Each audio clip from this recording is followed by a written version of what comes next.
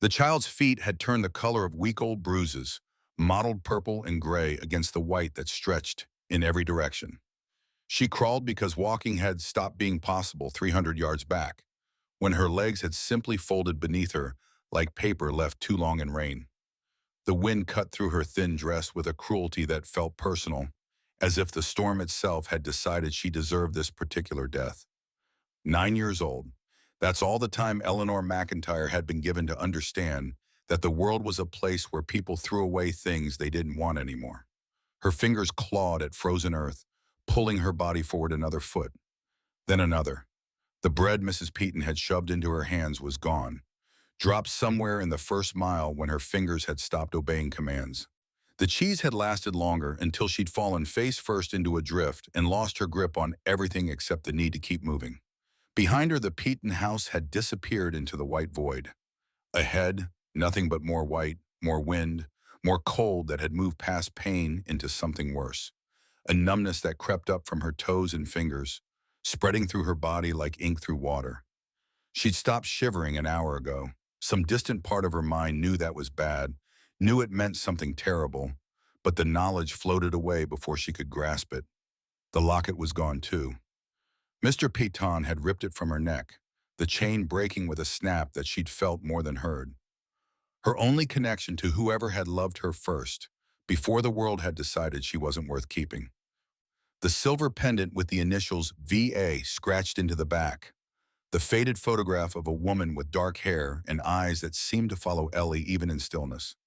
Now it sat in Peaton's pocket, stolen like everything else had been stolen from her over 9 years of systematic erasure. The tune came without conscious thought, humming itself through her cracked lips. Notes without words, rising and falling in a pattern she'd known longer than she'd known her own name. Where it came from, she couldn't say. It was just there, had always been there. Something that belonged to her in a way nothing else ever had. She hummed and crawled, crawled and hummed, and the storm swallowed both sound and motion with indifference. Her vision narrowed to a tunnel. White ground, blue fingers. Red spots in the snow, where her hands had started bleeding from the cold. The tunnel shrank with each passing moment, darkness creeping in from the edges like a curtain being slowly drawn. This was dying then. This strange floating feeling, this warmth that bloomed in her chest despite the fact that her body had become ice. Not so bad, really. Better than another day of Mrs. Peaton's switch across her back. Better than the cellar where they locked her when she failed to scrub the floor fast enough. Better than waking up each morning to remember that no one in the whole world wanted her. Her mama was somewhere beyond the white, wasn't she? The woman in the locket, whoever she'd been. Maybe dying meant finally getting to meet her. Maybe there was a place where thrown-away children went, where someone was waiting to gather them up and say the words Ellie had never heard spoken to her. You matter. You belong. You're loved. She stopped crawling. Her body simply refused to move anymore, muscles seizing in the cold.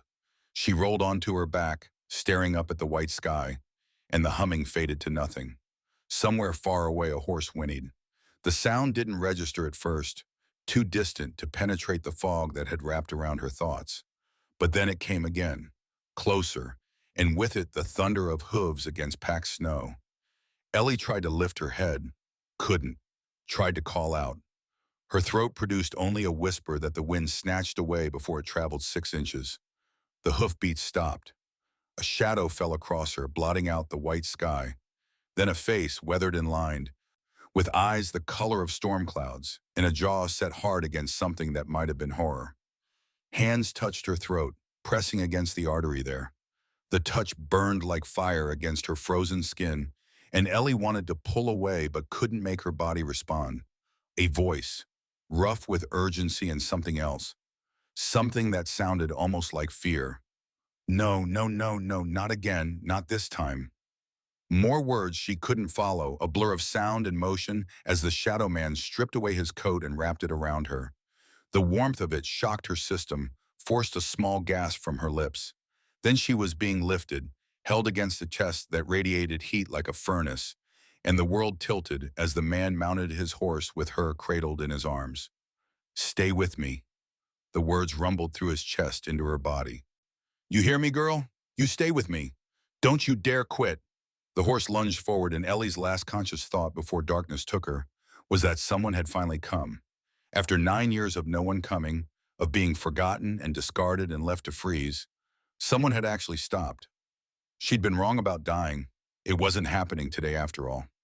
8 years earlier, Nathaniel Blackwood had buried his wife Sarah and their 5-year-old son Benjamin in graves he'd dug himself, because doing it with his own hands was the only thing that had felt even remotely right in a world that had stopped making sense. Scarlet fever had taken them both within a week. Sarah first, delirious and burning with heat that no amount of cold compresses could touch.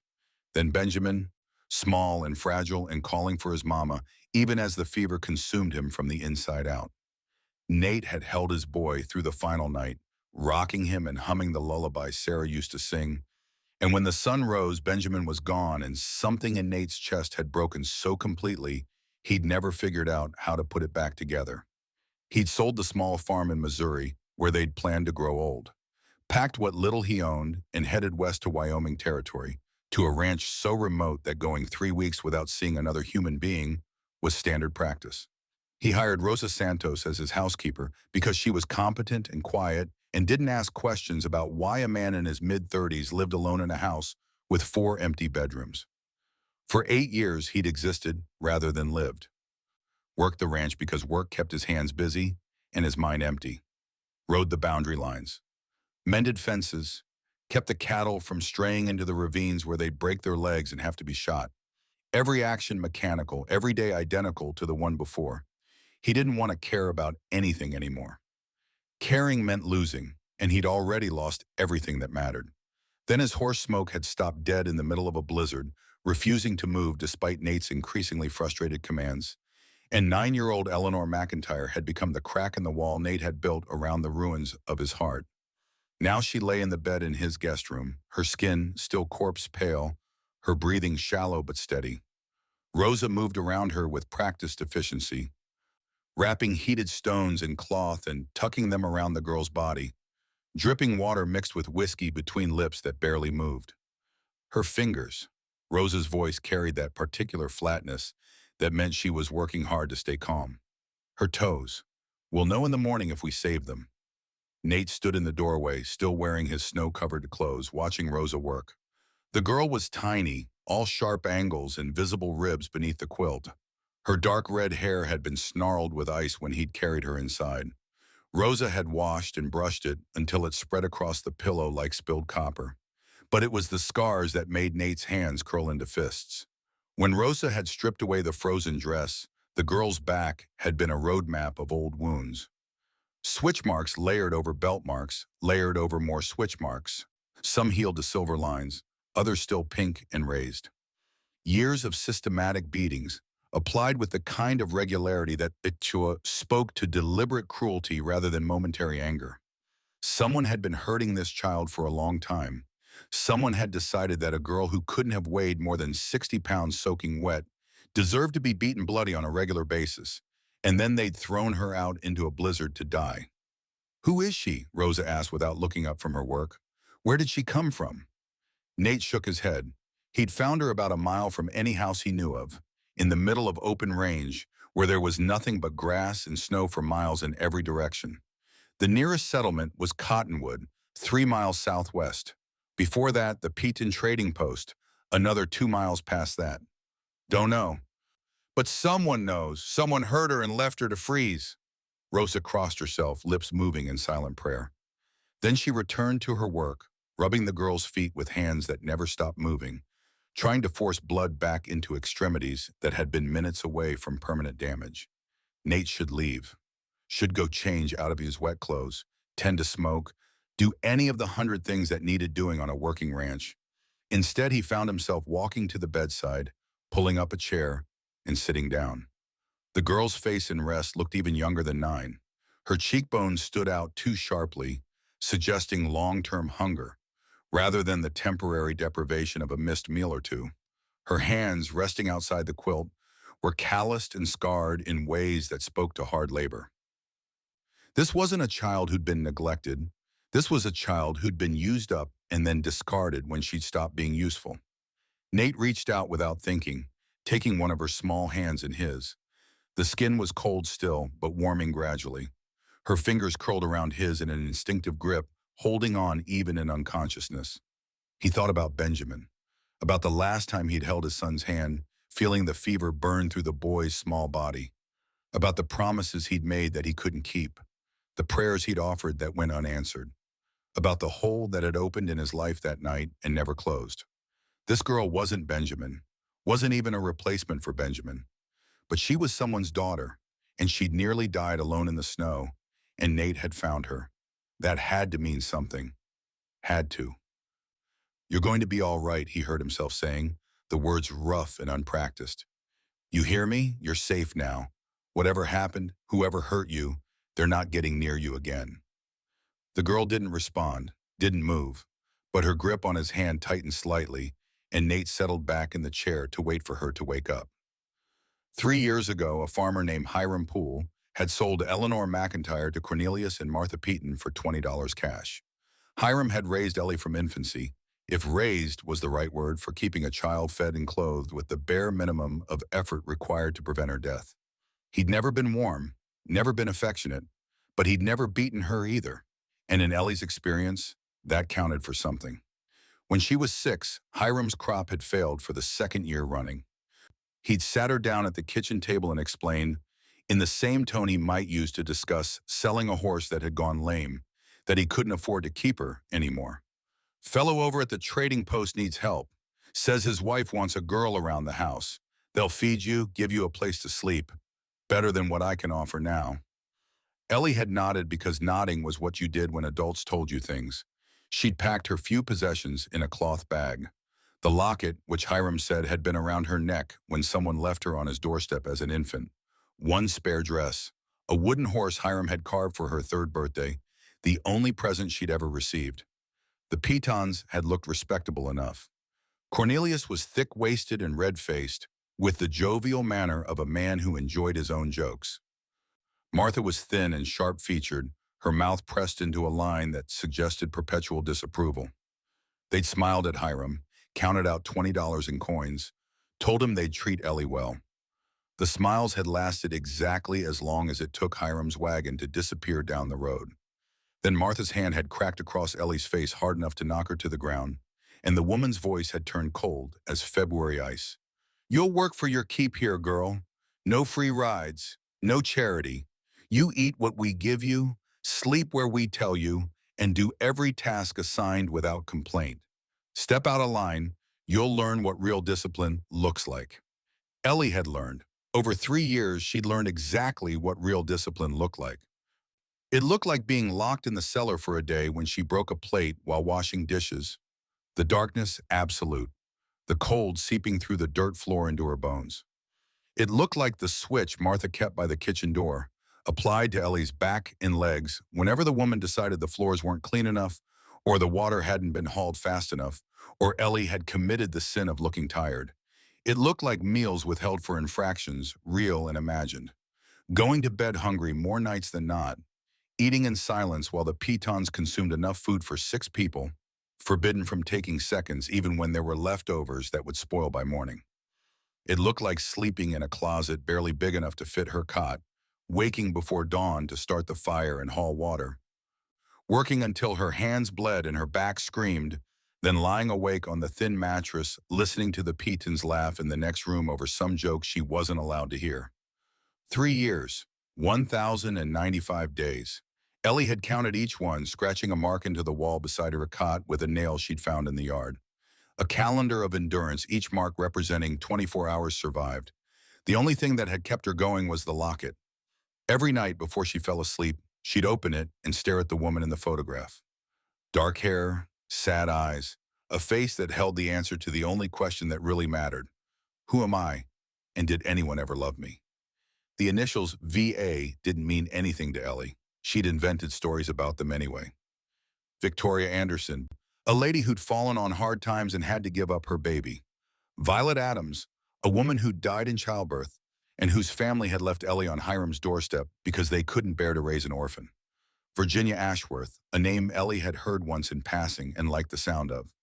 The stories changed depending on Ellie's mood, but they all ended the same way, with someone who'd loved her once, someone who'd wanted her but couldn't keep her, someone who'd cared enough to leave her with the only proof that she'd existed at all. Now the locket was gone, and Ellie had nothing left but the marks on her body and the memory of walking through a blizzard toward what she thought would be her final rest. She woke to warmth and light and the smell of something cooking that made her stomach clench with sudden, violent hunger. For a moment, she had no idea where she was. The bed beneath her was soft, the blankets heavy and clean. Sunlight streamed through a window covered in frost patterns that sparkled like scattered diamonds. The room was small but neat, with plain furniture and walls painted a gentle cream color that didn't hurt to look at. Nothing like the closet at the Petons, nothing like anywhere Ellie had ever been. She tried to sit up. Her body protested with a symphony of aches, muscles complaining about something she couldn't quite remember. Her fingers felt strange, thick and clumsy, wrapped in cloth. Same with her toes. When she lifted her hands to look at them, she saw the bandages and beneath them, the suggestion of something wrong, something damaged. Memory came back in fragments. The accusation, the blizzard, crawling through snow, and a man's face above her, rough with fear and determination. The door opened, and a woman entered carrying a tray. She was maybe 50, with dark hair shot through with gray and eyes that held a particular kind of weariness that came from seeing too much pain. When she saw Ellie was awake, her face softened into something that might have been relief. "You're back with us." The woman's voice carried a slight accent, Spanish maybe. "We weren't sure you would be. How do you feel?" Ellie's throat was too dry to answer immediately. The woman seemed to understand, setting down the tray and pouring water from a pitcher into a cup. She held it to Ellie's lips, supporting her head with a gentleness that made Ellie want to cry on. She drank. The water was cold and clean, and tasted better than anything she could remember. When she finally found her voice, it came out raspy and small. "Where am I?" "Blackwood Ranch, about 3 miles north of Cottonwood. My name is Rosalinda Santos, but everyone calls me Rosa. Mr. Blackwood found you in the snow yesterday, brought you here, and we've been working to warm you up ever since." Yesterday. One day then. It felt like longer, felt like she'd been cold forever. "My fingers." Ellie held up her bandaged hands. "Are they?" "Still attached." Rosa's voice carried gentle firmness. "You'll keep them, and your toes."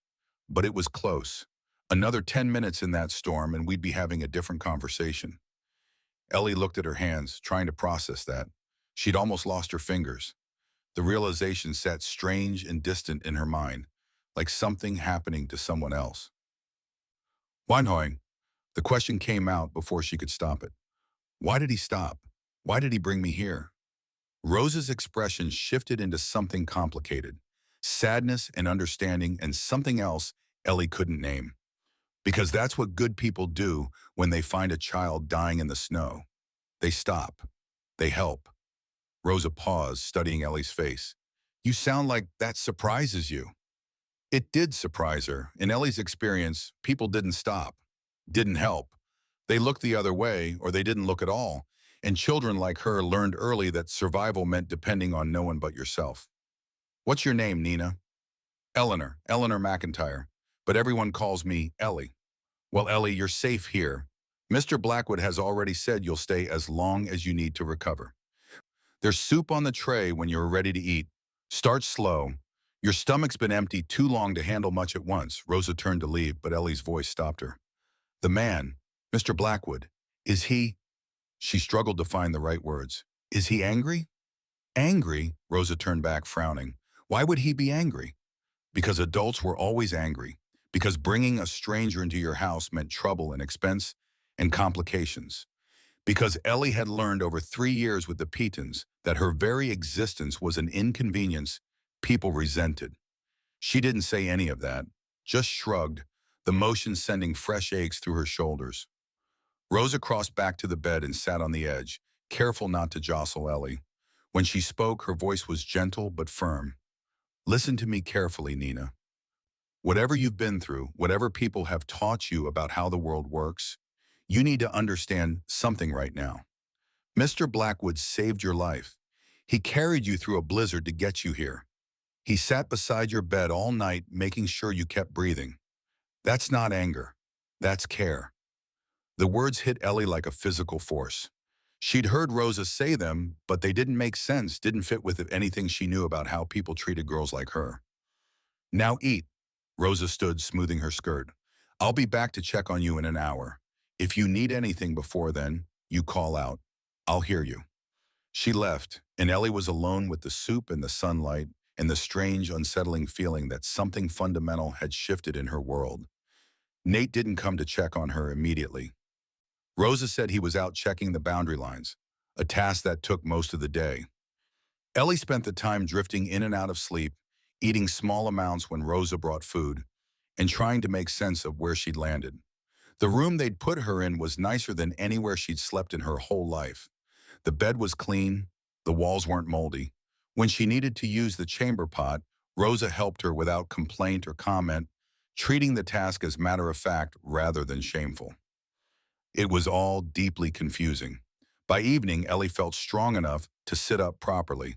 Her fingers still hurt, and her toes were too tender to put weight on. But the worst of the numbness had faded.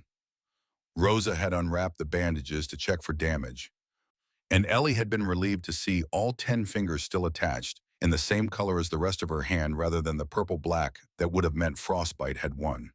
She was going to be all right, physically at least. When the door opened again, it wasn't Rosa who entered. The man from the blizzard stood in the doorway, hat in hands, looking uncertain in a way that seemed at odds with his weathered competence. He was tall, maybe 6 feet, with shoulders that suggested years of hard work. His face was lined with exposure to sun and wind, his hair more gray than brown, his eyes that particular shade of storm cloud blue that made Ellie think of the winter sky. He looked like he'd been carved from the same stone as the mountains visible through the window. You're awake. His voice was rough but not unkind. Good. That's good. Rosa says you're going to keep your fingers and toes. Ellie nodded, not sure what to say. The man seemed to struggle with words for a moment, then stepped into the room and pulled up the chair beside her bed. When he sat, his eyes were level with hers. My name's Nathaniel Blackwood. Most folks call me Nate. This is my ranch, and you're welcome to stay here as long as you need while you recover. No obligations, no expectations. You're safe here. Rosa said that too. Ellie's voice came out smaller than she intended. That I'm safe. You are, I promise you that. Nate's jaw tightened. Now I need to ask you some questions. I know you're tired and you've been through hell, but I need to understand what happened, where you came from, who hurt you. The questions Ellie had been dreading. She'd known they were coming, had rehearsed answers in her head, but now that the moment was here, she didn't know how to start. Take your time, Nate said, as if he could read her thoughts. Start wherever feels right. So Ellie told him about Hiram Poole, the farmer who'd raised her from infancy with all the affection of a man caring for livestock, about being sold to the Petons when she was 6, about 3 years of work and beatings and hunger, about the accusations yesterday morning, the ring Martha Peton claimed had gone missing, the certainty in Cornelius Peton's voice when he said Ellie must have stolen it. I didn't take it. The words burst out with more force than Ellie intended. I swear on everything, Mr. Blackwood, I never stole nothing from them. Not once. But Mrs. Peton said I did, and Mr. Peton believed her, and they threw me out. Into a blizzard, Nate said, his voice flat. Yes, sir. With no coat, no shoes, nothing but a bundle of bread. Yes, sir. Something dangerous flickered in Nate's eyes. Not directed at Ellie, she realized. Directed at the people who'd done this to her. This locket you mentioned, can you describe it? Ellie did, explaining the silver pendant with the initials scratched on the back, the photograph of the dark-haired woman inside. As she spoke, she saw Nate's expression shift into something thoughtful, almost troubled. And Peyton took it from you? Right before he threw you out? Ripped it off my neck. The chain broke. Ellie's hand went instinctively to her throat, to the place where the locket had rested for as long as she could remember. It's the only thing I had from my mama. The only thing that was really mine. Nate was quiet for a long moment. Then he leaned forward, resting his elbows on his knees, his expression serious. Ellie, I'm going to ask you something important, and I need you to think carefully before you answer. When Piton saw the locket, when he looked at those initials, did his face change? Did he react like he recognized something? Ellie thought back. She'd been crying, terrified, focused on trying to get the locket back. But yes, now that Nate mentioned it, there had been a moment when Cornelius Piton had studied the initials with an expression that suggested calculation rather than simple greed. He looked surprised, maybe? Like he knew something about it but didn't want to say what. And then he kept it. Told me it was payment for what I'd stolen. That we were square now. Ellie's voice hardened. But I didn't steal nothing. The ring probably fell behind some furniture, and Mrs. Peaton will find it in a week, but she won't apologize. She'll just find some other reason to be angry. Nate nodded slowly as if confirming something he'd already suspected. Then he stood, crossing to the window to stare out at the snow-covered landscape beyond. When he spoke again, his back was still turned. Here's what's going to happen. You're going to stay here while you recover. That's not negotiable.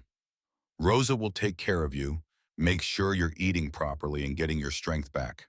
When you're well enough, we'll talk about what comes next. But for now, you're under my protection. Nobody's taking you anywhere you don't want to go. Thank you. The words felt inadequate for what he was offering. Ellie tried again. I can work. Soon as I'm better, I can help around the house. I know how to clean and cook and haul water. I won't be a burden.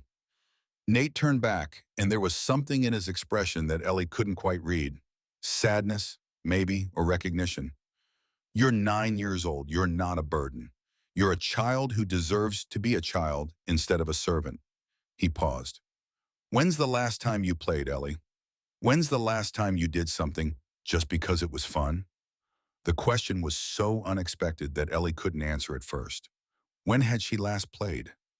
She couldn't remember. Couldn't recall a single moment in the past 3 years that qualified as fun. Before that, with Hiram, there'd been the carved horse, but she'd never had other children to play with or toys beyond that single gift. I don't know, she admitted finally. Something in Nate's face cracked open. Then he was crossing back to the bed, kneeling beside it so their eyes were level again. That's going to change. You understand me? You're going to be safe here and cared for and given a chance to figure out what it means to be a kid instead of a worker. Ellie wanted to believe him, wanted it with a fierceness that scared her. But belief meant trust, and trust meant risk, and risk meant the possibility of being hurt again when this turned out to be temporary. Because everything was temporary. That was the one constant in Ellie's life. People gave you up, sold you, threw you away. Why would this be any different? Okay, she said instead of voicing any of that. Thank you, Mr. Blackwood. Nate, just Nate. He stood and headed for the door, but Ellie's voice stopped him before he left. Are you really going to try to get my locket back? Nate turned, and the expression on his face was something that might have been called grim satisfaction. Tomorrow morning, I'm riding to the Piton place. I'm getting your locket back. And I'm making sure Cornelius Piton understands what happens to men who throw children into blizzards. Then he was gone, and Ellie was alone with the sunlight and the warmth and the strange, fragile thing that might have been hope taking root in her chest. That night, Ellie dreamed of her mother, not the woman in the locket. This was older, deeper, a memory that felt more like knowing than remembering. A voice humming the tune that had no words, gentle hands adjusting a blanket, the smell of lavender and wood smoke. In the dream, Ellie was an infant, and the world was warm and safe. Someone loved her. Someone wanted her. The knowledge sat in her bones with absolute certainty. Then the dream shifted, and she was in the snow again, crawling and cold. But this time when she looked up, Nate was standing over her, and he was saying words that seemed to echo from somewhere beyond the dream itself. The innocent should not hang for crimes they did not commit. Ellie woke with the words still ringing in her ears, though she had no idea where they'd come from or what they meant. Outside, dawn was breaking over the mountains, painting the snow gold and pink. A new day, the first day of what came next. Part 2, the ride to the Peaton trading post took 3 hours through snow that had settled into treacherous crust overnight. Smoke picked his way carefully, the gelding's breast steaming in air cold enough to freeze spit before it hit the ground. Nate kept his rifle across his saddle, and his mind focused on the task ahead, though part of him kept circling back to the girl sleeping in his guest room. She'd called herself a burden. 9 years old, and she already believed the world saw her as weight to be shed. That belief hadn't come from nowhere. Someone had spent 3 years teaching it to her day after day, with fists and switches and deliberate cruelty. Someone had looked at a child and decided she deserved to be beaten for existing. The trading post sat at a crossroads where Territorial Highway met the wagon trail to Fort Collins. Rough-built structure trying to be more than it was, with a false front that added 2 feet to its perceived height. 3 horses stood tied at the hitching rail, their owners presumably inside drinking or gambling or both. Nate dismounted and tied Smoke well away from the other animals. He checked his Colt out of habit, making sure the cylinder rotated smoothly, then pushed through the door into the dim interior. The smell hit first. Unwashed bodies, stale tobacco smoke, something sour underneath that might have been rotting food or just general neglect. 4 men occupied the space. 3 sat at a corner table playing cards with the focused intensity of people losing money they couldn't afford to lose. The 4th stood behind a plank counter, thick-waisted and red-faced, matching Ellie's description perfectly. Cornelius Peaton looked up as Nate entered. His eyes narrowed with the wariness of a man accustomed to trouble but not particularly worried about it. "Help you?" Nate let the door swing shut behind him. The 3 card players glanced up briefly, assessed him, returned to their game. "Just another customer. Nothing to worry about. You know who I am?" Peaton squinted, then recognition dawned. His posture shifted slightly, becoming more defensive. "Blackwood, got that spread up north. Don't recall doing business with you." "You haven't, but 3 days ago you threw a 9-year-old girl into a blizzard to die. That's business we need to discuss." The card players weren't playing anymore. One of them, a lean man with a face like weathered leather, rested his hand near his holster. Not drawing, just ready. The other 2 watched with the anticipation of men who enjoyed violence so long as they weren't the recipients. Peaton's expression shifted through several emotions: surprise, calculation, then settling on indignant offense. "Don't know what you're talking about. Girl ran away after she was caught stealing. We tried to stop her, but she was out the door before we could grab her. Anything happened after that ain't our responsibility." The lie was so smooth it had clearly been practiced. Nate wondered how many times Peaton had used it in the past 3 days, whether anyone had believed him. "Interesting story." Nate kept his voice level. "Here's another one. You accused a child of theft you couldn't prove. Then you threw her out without coat or shoes into weather you knew would kill her. That's not negligence, Peaton. That's murder. That's slander." Peaton's face was turning redder.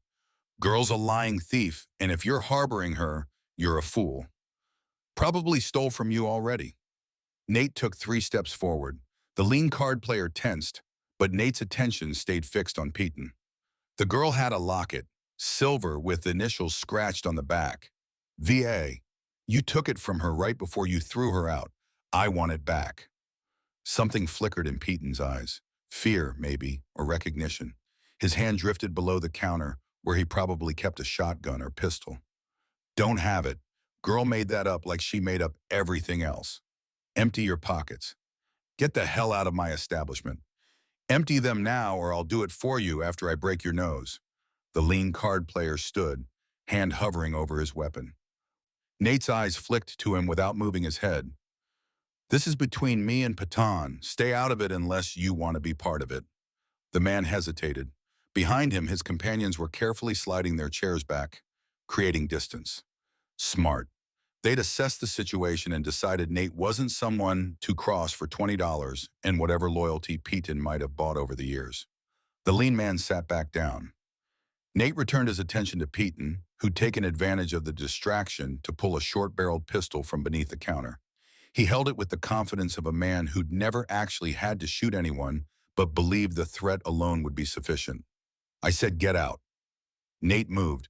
The distance between them was perhaps 8 feet. He covered it in 2 strides while Peaton was still processing the fact that his gun hadn't stopped anything. Nate's left hand clamped around Peaton's wrist and twisted hard. Bone ground against bone. The pistol clattered to the floor. Nate's right hand grabbed the front of Peyton's shirt and slammed him down onto the counter. The wood creaked under the impact. Peyton's face went white, his breath coming in short gasps. The locket. Now. Left pocket. The words came out strangled. Left pocket. Take it. Nate reached into the indicated pocket and found the silver pendant immediately. The chain was broken, just as Ellie had said. The initials VA were scratched into the tarnished back. He flipped it open and saw the photograph of the dark-haired woman inside. Something about the image tugged at memory, though Nate couldn't place why. He pocketed the locket and leaned closer to Piton, close enough to smell the man's fierce sweat. If I ever see you near that girl again, if you ever speak about her to anyone, if you so much as think about her in a way I don't like, I will come back here, and I will hurt you in ways that don't kill, but make you wish they had. We clear? Piton managed a nod, his face pressed against the counter. And one more thing. Nate's voice dropped lower. When you saw this locket, you recognized something. Those initials meant something to you. So here's a question I need answered honestly. Who is she? Where did she come from? I don't know. The words came too fast, too defensive. Just a locket, probably stolen from someone else. Nate twisted Peyton's arm harder. The man yelped. Try again. I don't... Peyton's voice broke. I swear I don't know for certain. But those initials, VA, there's only one family around here with that kind of quality silver. Only one family that would have a locket like that. What family? Ashworth, out of Denver, big money, mining and railroads. Had a daughter 20 years back named Victoria. She disappeared and there were rumors, but what kind of rumors? That she got herself pregnant by some nobody. That the family sent her away to have the baby somewhere quiet. After that, Peyton shrugged as much as he could with his face still pressed to wood. Nobody knows. Some say she died in childbirth. Some say they shipped her off to a sanitarium. Some say the baby died too. Nate released him and stepped back. Peyton pushed himself upright, cradling his twisted arm, his face a mix of fear and anger. You broke my wrist. It's sprained, not broken, but keep talking about things you shouldn't, and I'll come back and fix that for you. Nate turned and walked toward the door. Behind him, he heard Peyton's voice, thick with spite. You got no idea what you're getting into, Blackwood.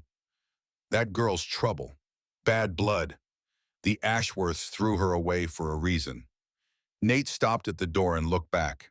The card players were watching with the fascination of men witnessing something they'd talk about for months.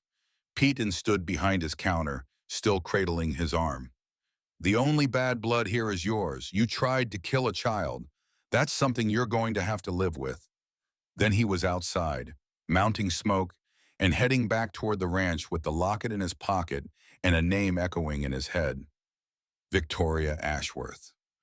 If Ellie was her daughter, if this locket was proof of that connection, then the girl sleeping in his guest room wasn't just some random orphan. She was the lost heir to one of the wealthiest families in Colorado Territory. And that meant everything was about to get a lot more complicated. Ellie was sitting up in bed when Nate returned, wrapped in one of Rosa's shawls, her bandaged hands resting on the quilt. Rosa had brought her soup and bread, and the empty bowl suggested she'd eaten well. Her color was better, the corpse pallor fading to something closer to healthy pink. She looked up when he entered, and the hope in her eyes was almost painful to witness. Did you? Nate pulled the locket from his pocket and held it out. Ellie's face transformed, the careful guardedness she'd worn like armor cracking to reveal pure joy beneath. You got it back. Her bandaged hands fumbled with the silver pendant, holding it as if it might disappear if she didn't maintain contact. You really got it back. Told you I would. Ellie opened the locket and stared at the photograph inside. Her expression shifted into something softer, more vulnerable. When she looked up again, there were tears on her cheeks. Thank you. Thank you so much. I thought, her voice broke. I thought it was gone forever. Nate pulled up the chair and sat, watching her cradle the locket like it was the most valuable thing in the world. Maybe it was. Material value didn't matter when something held the only connection to a past you couldn't remember. Ellie, I need to talk to you about that locket, about what it might mean. She looked up, wariness creeping back into her expression. What do you mean? The initials. V.A. Pete didn't recognize them, said they probably stood for Victoria Ashworth. He told her what Piton had said about the wealthy Denver family, about the daughter who disappeared 20 years ago, pregnant and unmarried, about the rumors that suggested a baby born and given away. Ellie listened in silence, her face unreadable. When he finished, she stared down at the locket for a long moment. You think I'm her daughter, this Victoria person? I think it's possible. The timeline fits. You're 9 years old. Victoria disappeared around the time you would have been born. This locket is quality work, not something a farmer or tradesman would own. And Piton's reaction when he saw the initials suggests he thought the same thing. So I might have a family, a rich family. Ellie's voice was flat. Family that gave me away and never came looking. That's one possibility. What's the other? Nate chose his words carefully. The other is that they didn't know. That Victoria died and whoever took you kept your existence secret. Or that they knew but couldn't find you because someone worked hard to make sure you stayed hidden. Ellie was quiet for a long time. Her fingers traced the initials on the back of the locket, over and over, as if repetition might unlock the memories hidden behind them. If they're rich, she said finally, why would they give away a baby? Rich people can afford to raise children, can't they? Depends on what they care about more, family or reputation. Nate had seen it before, wealthy families more concerned with appearances than the people who bore their name. 20 years ago, a pregnancy outside marriage was scandal. Some families would rather hide the evidence than face the gossip. So they threw her away, and then they threw me away. Ellie's voice hardened. Some family? Maybe. Or maybe Victoria wanted something different for you. Maybe she loved you enough to try to give you a better life, and someone else made sure that didn't happen. That's a lot of maybes. It is, which is why I'm going to find out the truth. Starting tomorrow, I'm going to make some inquiries, send some letters, see what I can learn about the Ashworth family and what happened to Victoria. Ellie looked up at him, and there was something old in her eyes, something that had no business being in a 9-year-old's face. What if they come for me? If I'm really their granddaughter or whatever? What if they want me back? The question Nate had been dreading, because if Ellie was Victoria Ashworth's daughter, she had blood relatives with both the means and potentially the legal standing to claim her. And blood relatives generally took precedence over strangers who'd found a child in the snow. Then we'll deal with it when it happens. But Ellie, listen to me. He leaned forward, making sure she was paying attention. Whatever I find out, whatever happens, you're under my protection now. I don't care who these people are or what rights they think they have. Nobody's taking you anywhere unless you want to go, and that's a promise. You can't promise that. If they have lawyers and money, then I'll get lawyers and spend whatever I have to spend. This isn't negotiable. Nate's voice carried steel. You're staying here where you're safe and cared for. End of discussion. Ellie stared at him, searching his face for something. Whatever she found must have satisfied her, because she nodded slowly and returned her attention to the locket. Will you teach me things? The question came out softer. Rosa said you would, about the ranch, about horses. Is that true? As soon as you're well enough to walk without pain. Nate felt himself smile despite the weight of everything else. You can't run a ranch from a bed, and I'm not getting any younger. Could use someone to learn the ropes. I'm 9. So I was younger than that when my father put me on my first horse. You've got quick hands and a good memory, from what Rosa tells me. That's most of what matters. Something bloomed in Ellie's face. Not quite happiness, but maybe the seed of it, the possibility that life could be more than survival. Thank you, she said again, for the locket, for everything. Nate stood and headed for the door, but her voice stopped him. Mr. Nate, that tune I was humming when you found me, the one without words, did I? She hesitated. Did I hum it when you were carrying me back? Yeah, why? Do you know where it comes from? Have you heard it before? Nate opened his mouth to say no, then stopped, because he had heard it before. Sarah used to hum that exact melody when she was rocking Benjamin to sleep. She'd learned it from her grandmother, who'd learned it from someone before that. An old lullaby passed down through generations. But he'd never told anyone about it, never hummed it himself. And the odds that Ellie would know the same obscure tune were astronomical unless she'd heard it from someone who'd learned it from the same source. Someone connected to Sarah's family tree in ways Nate didn't understand yet. Or unless she'd heard it from her own mother, and Victoria Ashworth had somehow learned it from the same tradition. The coincidence felt too large to ignore. "I've heard something like it," he said carefully. "Old lullaby. Can't remember where exactly." He left before she could ask more questions because he didn't have answers that made sense. Over the next week, Ellie healed and Nate wrote letters. The first went to a doctor friend in Denver, asking about the Ashworth family and what he knew of their history. The second went to a territorial marshal he had served with years ago, requesting information about births and deaths recorded in Colorado around the time Ellie would have been born. The third went to a lawyer in Cheyenne who owed him a favor, asking about inheritance law and the rights of grandparents versus guardians. Responses would take weeks if they came at all. In the meantime, life at the ranch settled into a new pattern. Ellie's bandages came off after 5 days. Her fingers and toes had survived with only minor damage. Slight numbness in the tips that Rosa said would fade with time. The day she could walk without pain, Nate took her to the barn. She stood in the doorway, eyes huge, taking in the horses and the smell of hay and leather. "This is Smoke." Nate led her to the gray gelding stall. "He's the one who found you. Stopped dead in the middle of that blizzard and wouldn't move until I saw what he was looking at." Ellie approached slowly, hand extended. Smoke stretched his neck over the stall door and sniffed her palm, then nudged her gently. A smile broke across her face, transforming it. "He's beautiful. He's stubborn and opinionated and smarter than most people I know. But yeah, beautiful too." Nate pulled a sugar cube from his pocket. "Hold your hand flat like this. Let him take it from you." Ellie did as instructed. Smoke's soft lips brushed her palm, and she giggled. The sound was startling in its normalcy, a reminder that underneath the trauma and wariness was still a child capable of joy. They spent an hour in the barn. Nate showed her how to curry a horse's coat, how to check hooves for stones, how to measure out feed.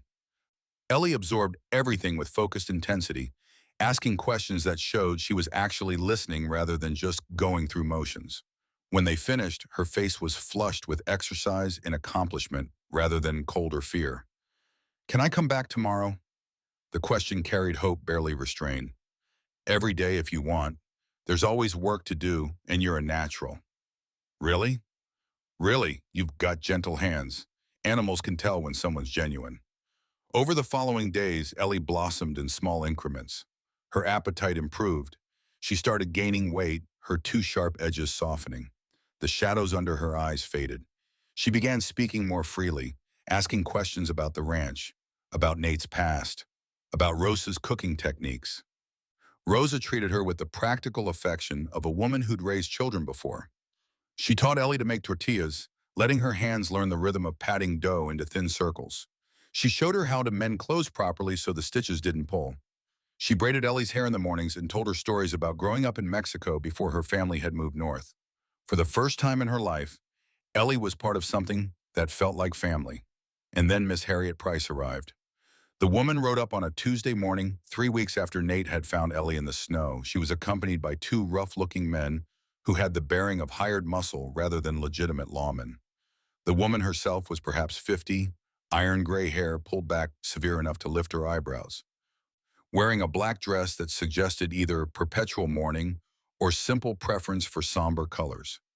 Nate was in the yard when they arrived, mending a section of fence that had been damaged in the blizzard. He straightened as they approached, wiping his hands on his pants. The woman dismounted without waiting for assistance. She pulled papers from her saddlebag and approached with the confidence of someone accustomed to being obeyed. "Mr. Nathaniel Blackwood?" "That's me." "My name is Miss Harriet Price. I represent the Children's Welfare Society of the Wyoming Territory." She held out the papers. "We've received a report about a minor child residing at this residence without proper legal guardianship." Ice ran down Nate's spine despite the mild weather. He took the papers and scanned them quickly. Official letterhead, legal language. A complaint filed by Cornelius Piton. Of course, the bastard was striking back the only way he could without risking another physical confrontation. The child in question is recovering from severe exposure and hypothermia.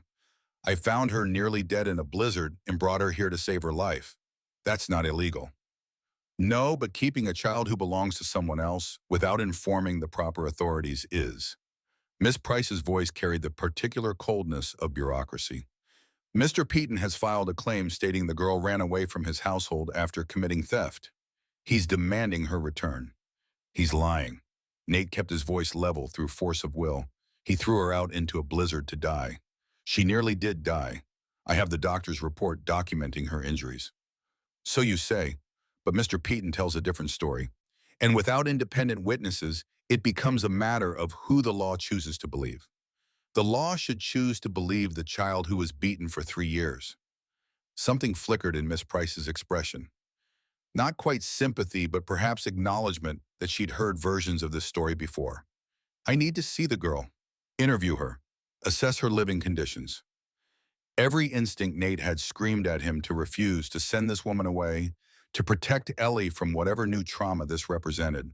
But he knew how the system worked. Refusal would only make things worse, would give Price ammunition to claim he was hiding something. She's inside with my housekeeper. But I'm present for any interview, and if you upset her, we're done. That's acceptable. They walked to the house. Rosa met them at the door, her expression thunderous when Nate explained quietly what was happening. She led them to the kitchen where Ellie sat at the table practicing her letters on a slate Rosa had found in the attic. Ellie looked up as they entered. Her face went white when she saw Miss Price and the two men, and her hand immediately went to the locket at her throat in an instinctive, protective gesture. Hello, Eleanor. Miss Price's voice softened slightly. My name is Miss Price. I work for an organization that makes sure children are being properly cared for. I have some questions for you. Is that all right? Ellie's eyes darted to Nate. He nodded encouragingly, though his stomach was tight with dread. Okay, Ellie said quietly. Price sat across from her at the table. The two men remained by the door, watching with the blank expressions of people paid to intimidate through presence alone. Can you tell me how you came to be living here? Ellie did, her voice gaining strength as she went. She told the truth without embellishment. The accusation, the blizzard, Nate finding her, everything that had happened since. Price took notes, her face unreadable. When Ellie finished, the woman asked the questions Nate had been dreading. How are you being treated here? Are you fed properly? Do you have a place to sleep? I have my own room. Wonder crept into Ellie's voice despite the fear. With a real bed and blankets and everything. Rosa makes me 3 meals a day and teaches me to cook. Mr. Nate is teaching me about horses and ranching. Nobody hits me here. Nobody locks me in the cellar or takes away my food. Does Mr. Blackwood ever hurt you? In any way? What? Ellie looked genuinely shocked. No, never. She struggled for words. He's kind. He saved my life.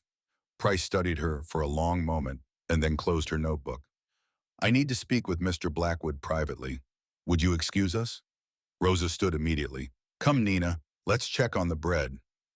She led Ellie from the room, but not before Ellie shot Nate a look of pure terror. He tried to smile reassuringly, though he felt anything but reassured himself. When they were alone, Price turned to Nate with an expression that suggested she'd made some internal decision. Mr. Blackwood, I've been doing this work for 20 years. I've seen every kind of situation you can imagine, and several you probably can't. I know a good situation when I see one. Relief flooded through Nate, but he kept his voice steady. Then what's the problem? The problem is the law doesn't care about obvious. It cares about paperwork, proper channels, legal standing. She tapped the documents on the table. You're a single man with no legal claim to this child. You're not a blood relative. You haven't filed adoption papers. You haven't notified any authorities about finding her. In the eyes of the law, you're essentially holding her without authority. I'm protecting her from the people who tried to kill her. I believe you, and I'll be filing a report saying the child is in good care and that returning her to the Petons would be unconscionable. Price leaned forward. But Peton has legal standing that you don't. If he pushes this through the courts, If he gets a judge who cares more about property rights than child welfare, and there are many such judges, he could force her return. Nate's hands curled into fists. That's not happening. Then you need to establish legal standing. Fast. Price pulled a card from her pocket and pushed it across the table. This is a lawyer in Cheyenne, Bartholomew Preston. He handles cases like this. He's good, he's not afraid of powerful people, and he owes me several favors. What do I need to do? File for guardianship. Better yet, adopt her properly. But there's a complication. Price hesitated. You're unmarried. Courts look more favorably on couples. A single man raising a young girl raises questions, fair or not. The implication hung in the air. Nate thought about Rosa, about the quiet competence with which she'd cared for Ellie, about the way the girl had started calling her Miss Rosa with genuine affection. I'll figure something out. Figure it quickly. Peyton is angry and embarrassed. He's going to push this.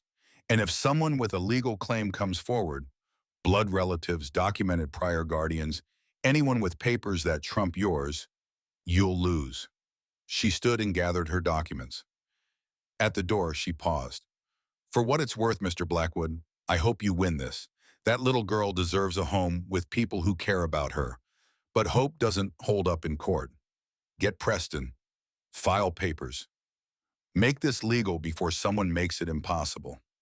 Then she was gone, and Nate was left sitting alone in the kitchen, staring at the lawyer's card and feeling the walls closing in.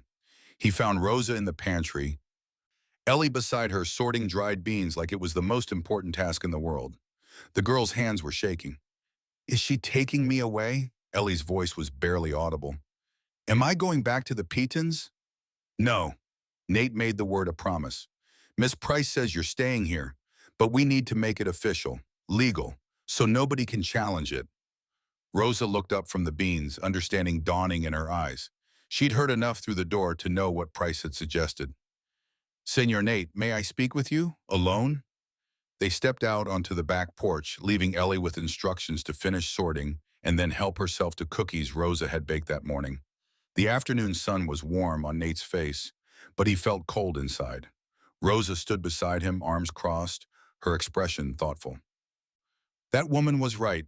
Rosa's voice was quiet. You need legal standing, and I think I know how to get it. Rosa, let me finish. She turned to face him fully. I have been alone for 15 years, since my Diego died and my daughter passed.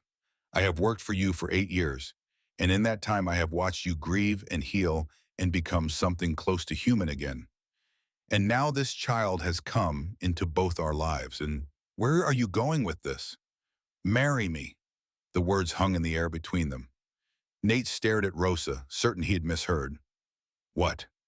Marry me, not for love, not for romance, though I would not find that a hardship. Her face was serious. Marry me so we can adopt Ellie together. As a couple, give her the family she deserves and the legal protection she needs. Rosa, I can't ask you to. You are not asking. I am offering. She stepped closer. I have loved that child since the moment I saw her. I would do anything to protect her. And she paused, choosing words carefully. I care for you, Nathaniel. I have for many years. This would not be a sacrifice. It would be a gift. Nate didn't know what to say. Rosa had been part of his life for so long, he'd stopped really seeing her. She was just there, constant and reliable and essential. But now, looking at her face, he saw something he'd missed. Devotion, patience, a quiet love that had waited years without demanding anything in return. It wasn't what he'd had with Sarah. That had been passion and partnership and the kind of love that burned bright. This was different, steadier, built on shared purpose and mutual respect and the understanding that came from weathering storms together. Maybe it was enough. Maybe it was even better. Are you sure? His voice came out rough. This isn't something you can take back once it's done. I am sure. The question is whether you are. Nate thought about Ellie, about the fear in her eyes when Miss Price had arrived, about the way she'd looked when he'd brought back her locket, about the possibility of losing her to a system that didn't care about anything except paperwork and legal standing. He thought about Rosa, about the quiet strength she'd shown in caring for a traumatized child, about the way she'd never asked for more than he could give, about the possibility of building something new from the ruins of what he'd lost. He thought about Sarah and Benjamin and the promise he'd made over their graves, to honor their memory, to keep living, to let himself care again even if it meant risking more pain. Yes, he said finally. Yes, I'm sure. Rosa's face broke into a smile that made her look at 10 years younger. Then we will do this. We will marry, we will file papers, and we will make sure that little girl has a home that cannot be taken from her. When? As soon as possible. Tomorrow if we can find a preacher. Next week at the latest. Her expression turned serious again. Miss Price was right about one thing. We need to move fast. If there are people who would challenge us for Ellie, we need to make sure our claim is established first. They went back inside together. Ellie had finished sorting the beans and was eating a cookie with the careful precision of someone still not entirely certain that food wouldn't be taken away. She looked up as they entered, searching their faces for answers to questions she was too afraid to ask out loud. Nate pulled out a chair and sat across from her. Rosa did the same. Ellie, Rosa and I have something to tell you, something important. The girl's face went carefully blank, bracing for bad news. We're getting married, and then we're going to adopt you, legally, properly, so that nobody can ever take you away or hurt you again. Ellie stared at them, the cookie forgotten in her hand. You're, what? Getting married. Rosa reached across the table and took Ellie's free hand. So we can be your family, both of us, your papa and your mama, if you want that. Tears spilled down Ellie's cheeks. She nodded, unable to speak, then launched herself across the table into Rosa's arms.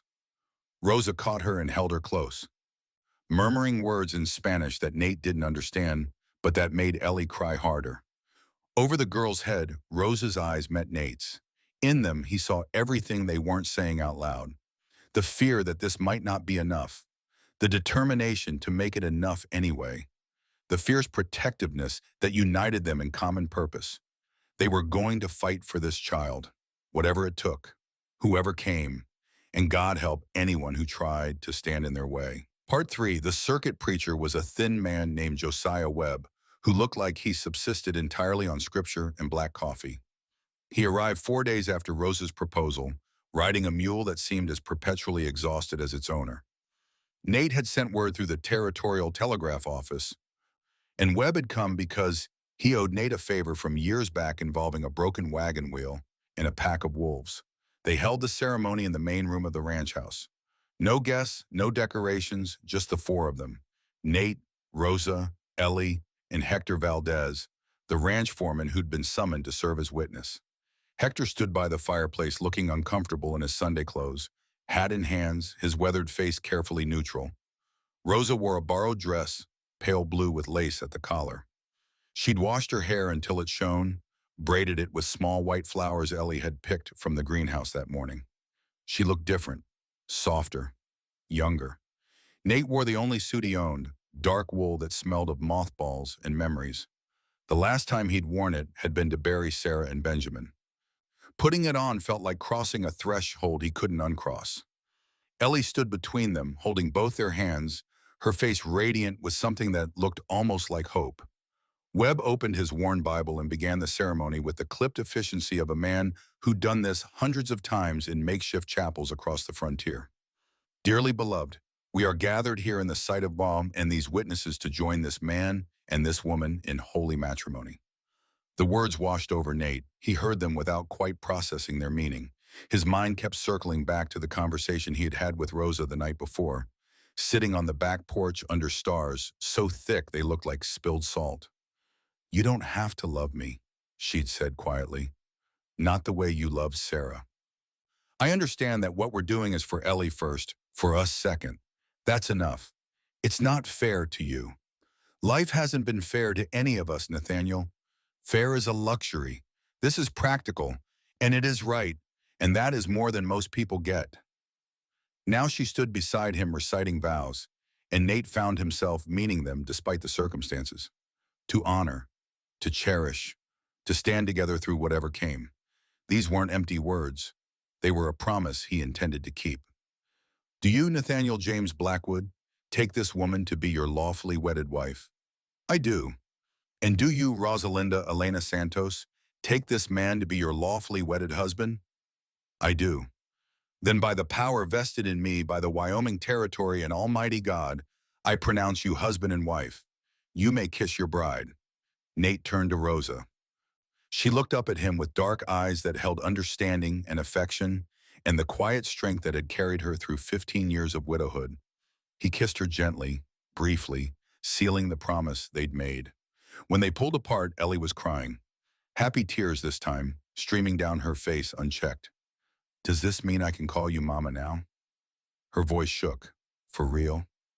Rosa knelt and pulled the girl into her arms. For real, mija. Forever.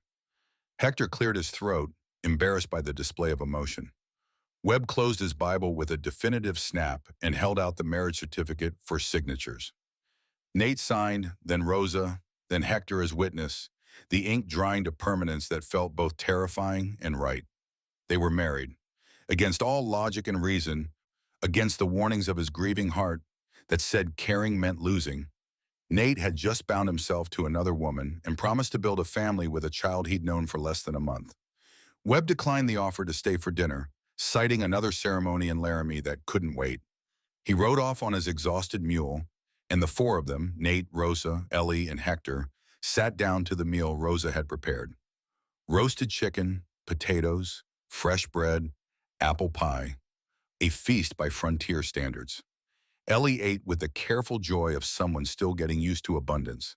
Between bites, she asked questions that showed she was trying to understand what this all meant. So now you're my papa? And Rosa is my mama? Not legally yet, Nate said. The marriage makes it easier, but we still need to file adoption papers. That's our next step. When? Tomorrow if possible. Bartholomew Preston, the lawyer Miss Price recommended. He's expecting us in Cheyenne next week. We'll file everything then. And then nobody can take me away? The question held such naked fear that Nate felt it like a physical pain. He reached across the table and took her hand. Then nobody can take you away. You'll be ours legally, officially, permanently. Our daughter. Ellie nodded, but the fear didn't quite leave her eyes. She'd learned too well that promises could be broken, that safety was temporary, that the world had a way of taking away anything worth keeping. They'd have to prove her wrong, day by day, month by month, year by year, until the fear finally faded and she understood in her bones that this was real. That night, Nate lay beside Rosa in the bed they now shared, staring at the ceiling and listening to her breathe. She'd fallen asleep quickly, exhausted from cooking and emotion. Her presence was warm and solid and strange beside him. Different from Sarah. Everything was different from Sarah. But maybe different wasn't bad. Maybe it was just the shape that second chances took. Bartholomew Preston's office occupied the second floor of a building in Cheyenne that had seen better days. The stairs creaked. The hallway smelled of old paper and older coffee. The door itself was scarred with scratches that suggested at least one forcible entry at some point into the past. Inside, the chaos was impressive. Papers covered every surface, stacked in precarious towers that defied gravity and common sense. Law books lined the walls from floor to ceiling, their spines cracked from use. A single window looked out onto the street below, its glass so dirty it turned the sunlight brown. Preston himself matched his office. Small man, barely 5'5", with spectacles that magnified his eyes to unnatural size, and a suit that had been patched at the elbows more than once. He looked like the kind of lawyer you'd hire because you couldn't afford better. Until he spoke. Then everything changed. The Ashworths. Preston leaned back in his chair, fingers steepled. I've been waiting 20 years for a chance to go after those bastards. Tell me everything. Nate did. The locket, Peteen's reaction. The hints about Victoria Ashworth and her missing baby, Ellie's age and the timeline that suggested she might be that child. Preston listened without interrupting, occasionally making notes on a scrap of paper. When Nate finished, the lawyer smiled. It wasn't a pleasant expression. This is good, better than good. The Ashworths have skeletons, Mr. Blackwood. Lots of them. And you've just handed me the key to the closet. What do you know about Victoria Ashworth? She died in childbirth 20 years ago in a charity hospital in Denver under a false name. Mary Jones, they called her. I've suspected for years that the family had her committed there to hide a pregnancy, but I could never prove it. Preston's eyes glittered behind his spectacles. If your Ellie is her daughter, then we have documentation, birth records, death certificates, a paper trail that leads right back to the family that abandoned her. How does that help us? It proves intent. The Ashworths didn't lose track of this child. They deliberately disposed of her, paid people to hide her, made sure she'd never be found. That's not the action of a loving family that wants their granddaughter back. That's the action of people who wanted her to disappear. Rosa, who'd been sitting quietly beside Nate, leaned forward. But why would they want her now, after 20 years? That's the question, isn't it? Preston stood and began pacing, his short legs carrying him back and forth across the cramped office. There has to be a reason. Something changed. Something that makes this girl valuable when she wasn't before. Money, Nate said. The pieces were fitting together in ways he didn't like. There's always money. Usually, yes. Let me do some digging. Look into the family finances. See if there's something in the old man's will that might explain sudden interest in a long-lost grandchild. Preston turned back to them. In the meantime, we file your adoption papers immediately. Establish your legal standing before anyone can challenge it. They spent the next 3 hours completing forms, signing affidavits, providing documentation of their marriage and Ellie's circumstances. Preston took meticulous notes, asked questions that seemed invasive but necessary, built a file that would stand up to scrutiny. When they finally left, Nate's hand cramped from signing his name so many times. But they had papers, official documents stamped and witnessed and filed with the territorial court. It would take weeks for the adoption to be finalized. But the process had started, and that meant they had legal standing. Or so Nate thought. 3 weeks later, Walter Grimby arrived. The lawyer rode up with 2 hired men who had the look of enforcers rather than legal assistants. Grimby himself was thin and sharp-featured, wearing an expensive suit that marked him as money from the city. Everything about him screamed lawyer who charged by the minute and enjoyed every second of making people squirm. Nate was in the yard repairing a section of fence when they arrived. He straightened slowly, wiping his hands on his pants, already knowing this was bad. Mr. Blackwood, Grimby's voice was cultured, Eastern. My name is Walter Grimby. I'm an attorney representing the Ashworth family of Denver. I believe you have something that belongs to my clients. If you're talking about Ellie, she's not something. She's a person. Eleanor Victoria Ashworth, Grimby corrected, is my client's granddaughter and legal heir. They've been searching for her for 9 years. Imagine their joy when they learned she'd finally been found. The name hit Nate like a punch. Eleanor Victoria, middle name after her mother. The connection explicit and undeniable. Funny how they spent 9 years not looking very hard. Girl nearly froze to death in a blizzard, and nobody seemed too concerned until now. An unfortunate situation, Grimby said smoothly, one that the family deeply regrets. But that's all in the past. They want to bring Eleanor home now, give her the life she deserves. She has a life here, with me and my wife. We're her legal guardians. Actually, you're not yet. Grimby pulled papers from his leather satchel. Your adoption filing is still pending. It won't be finalized for at least 6 more weeks. During that time, blood relatives have primary claim, and I have documentation proving Eleanor's identity, her connection to the Ashworth family, and her right to her inheritance. What inheritance? Grimby smiled. It was the expression of a man who'd just played his best card and knew it. The entirety of the Ashworth estate, Jeremiah Ashworth, Eleanor's grandfather, died 3 months ago. His will left everything to Victoria's child, should that child still be alive. We're talking about mines, railroads, banks, real estate.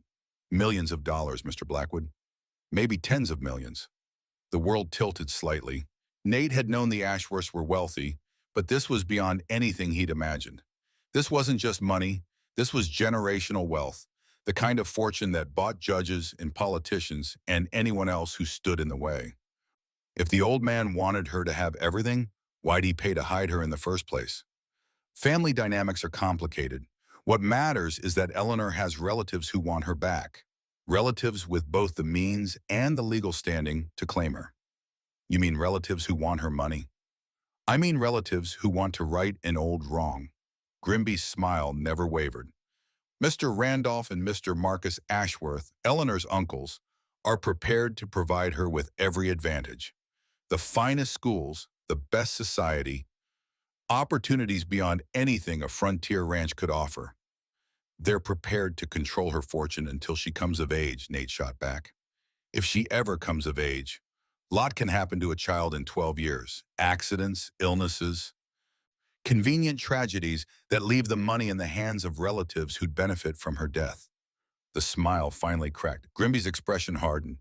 That's slander, Mr. Blackwood. Dangerous slander. The Ashworth family has been nothing but transparent in their intentions. Then why didn't they come forward 9 years ago when she was first lost? Why wait until now, until there's an inheritance at stake? They didn't know where she was. Someone, we believe it was the man you recovered the locket from, was paid to ensure she stayed hidden. He did his job well, too well. It took considerable investigation and expense to track her down. Convenient timing, though. Old man dies. Suddenly there's urgency. Grimby replaced his papers in the satchel with deliberate care. Mr. Blackwood, you seem like a reasonable man. Let me be frank with you. The Ashworth family will contest your adoption with every legal tool at their disposal. They have unlimited resources. They have the best lawyers money can buy. They have documentation proving blood relation that supersedes any claim you might make. He paused, letting that sink in. They're also willing to compensate you for your trouble. $10,000, more than this ranch is worth, I'd wager. Take the money, let the girl go, and everyone walks away happy. The offer hung in the air like something rotten. Nate thought about Ellie, probably inside helping Rosa with lunch, completely unaware that her entire future was being negotiated like a livestock transaction. He thought about the past month, teaching her to ride, watching her face light up when she successfully curried smoke without guidance, listening to her laugh, a sound that came more easily every day, seeing her call Rosa Mama and mean it. No, Grimby's eyebrows rose. I'm sorry? I said no, Ellie stays here. She's my daughter now, legally and rightfully. You want her, you'll have to go through the courts and through me. That's foolish, Mr. Blackwood. You'll lose. Maybe, but I'll bleed you for every inch. Nate stepped closer, close enough to see Grimby's pupils contract. You tell your clients that Eleanor is staying with her family, her real family, the people who saved her life and care about her welfare. If they want to fight that, bring it on. Grimby studied him for a long moment, then shook his head at what might have been genuine regret. Very well, but I should warn you, the Ashworths don't lose. They have more money, more lawyers, and more influence than you could imagine. They'll bury you in legal fees. They'll drag this out for years, and in the end, they'll still get what they want. Then I guess we'll see. Grimby turned and walked back to his horse. As he mounted, he called back one more time. For what it's worth, Mr. Blackwood, I hope you've saved money. You're going to need it. Then they were gone, and Nate was left standing in the yard, feeling the weight of what he'd just committed himself to. Inside, Ellie had been watching from the window. Her face was pale, pressed against the glass, her small hands splayed flat against the pane. She'd seen everything, understood enough. When Nate entered, she ran to him and wrapped her arms around his waist, holding on tight. They want to take me away. I won't let them. They're rich. They have lawyers. So do I, and I have something they don't. What? Nate knelt so they were eye level. I have you, I have Rosa. I have a reason to fight that goes beyond money or inheritance or any of the things they care about. That counts for something. Ellie searched his face, looking for the lie, the hesitation, the moment when he'd admit this was too much trouble and she wasn't worth it. She didn't find it. Promise? Her voice was barely a whisper. Promise, you're my daughter, Ellie. That means something. That means everything. Nobody's taking you anywhere. She nodded and held on tighter, and Nate made a silent vow over her head. Whatever it took, whatever it cost, however long this fight lasted. The Ashworths thought they could buy anything. They were about to learn different. The legal assault began 3 days later. Papers arrived via courier. Motions to stay the adoption proceedings pending investigation of Nate's fitness as guardian. Affidavits from so-called character witnesses claiming Nate was unstable, financially unsound, temperamentally unsuited to raise a young girl. Depositions demanded. Financial records subpoenaed. Every aspect of Nate's life suddenly subject to scrutiny by lawyers who got paid whether their arguments made sense or not. Preston fought back with the fervor of a man who'd waited 20 years for this battle.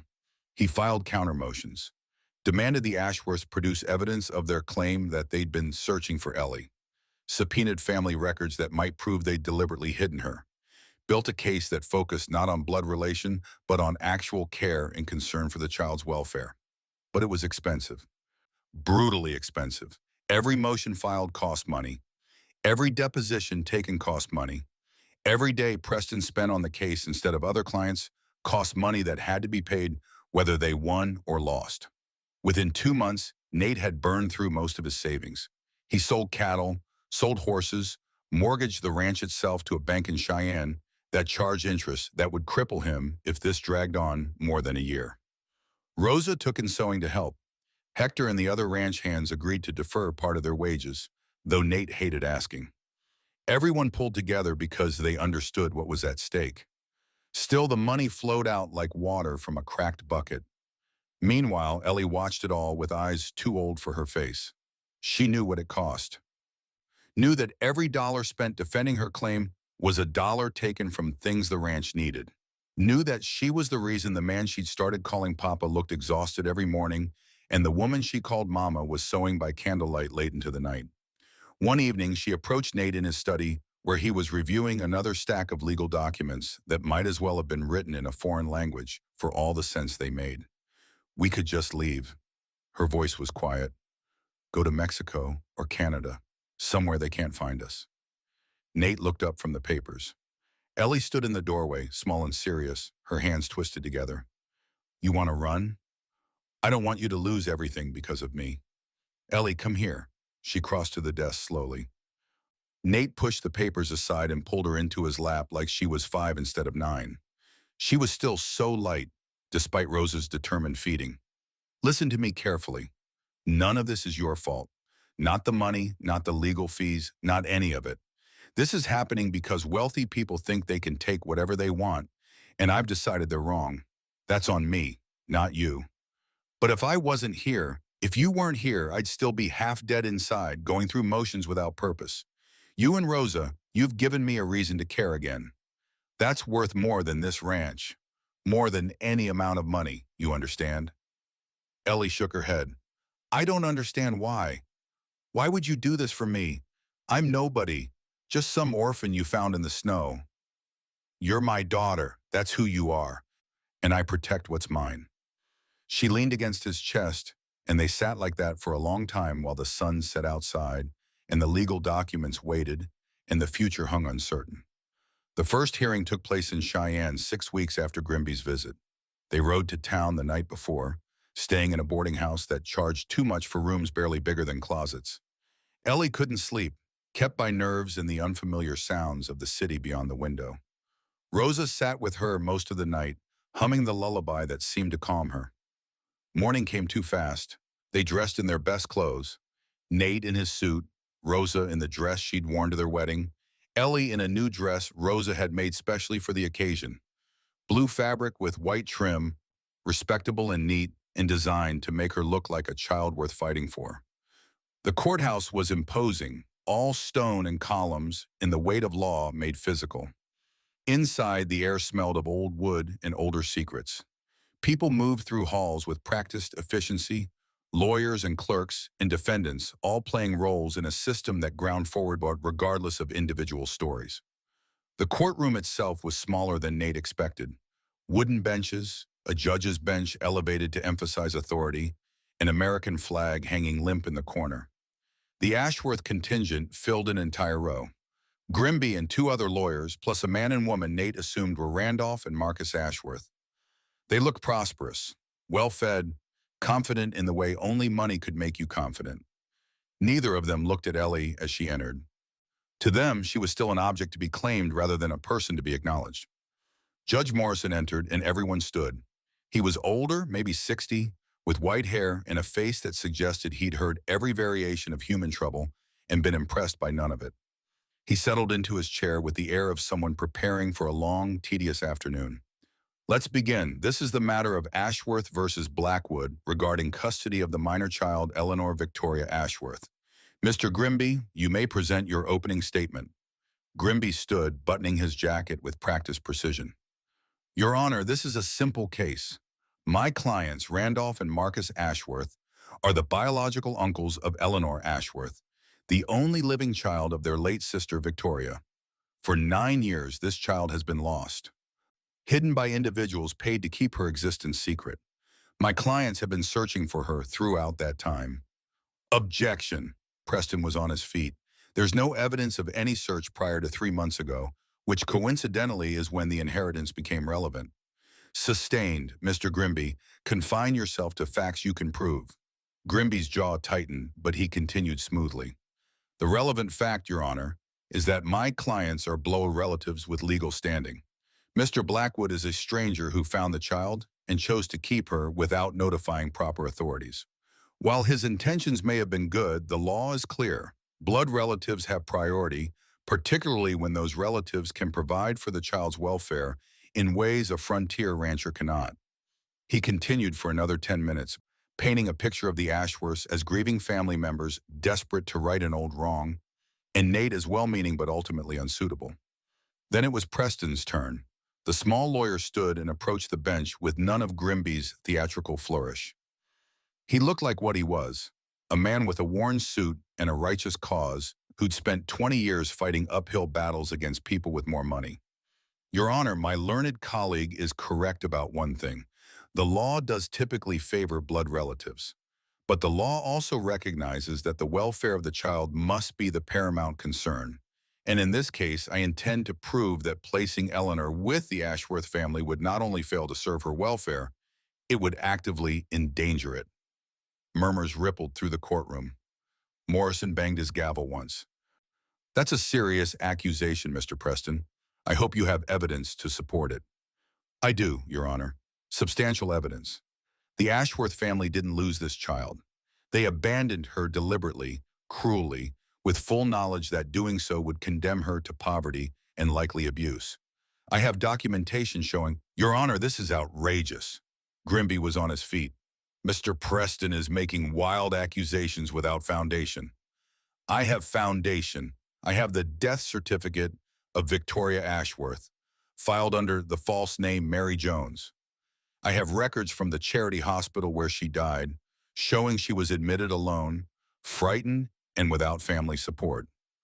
I have testimony from individuals who can prove the Ashworth family paid to hide this pregnancy and dispose of the resulting child. Morrison leaned forward, suddenly interested. Proceed, Mr. Preston. The hearing lasted 4 hours. Preston presented his evidence methodically. Death certificates, hospital records, testimony from a retired doctor who remembered treating a terrified young woman who'd begged him not to contact her family because they disowned her. Grimby fought back with character witnesses for the Ashworths, businessmen who vouched for their integrity, society ladies who testified to their standing in the community. A carefully constructed narrative of respectability that skirted around the actual question of whether they'd care for Ellie or just her inheritance. Finally, Morrison called Ellie to the stand. She walked to the witness chair with Rosa's hand in hers until the bailiff made Rosa step back. Then she was alone, sitting in a chair too large for her, facing a room full of strangers who were arguing about her future like she was property in dispute. Eleanor, Morrison's voice gentled slightly, I know this is difficult, but I need to ask you some questions. Can you do that? Yes, sir. How are you being treated at the Blackwood Ranch? Are you happy there? Yes, sir, very happy. Mr. Nate, my papa, he teaches me about horses and ranching. Mama Rosa teaches me to cook and sew. They're kind. They don't hurt me. They make me feel like I matter. And do you want to live with them? Or would you prefer to go with your uncles, the Ashworth family? Ellie's eyes found the two men sitting with Grimby. They were watching her now, faces carefully neutral.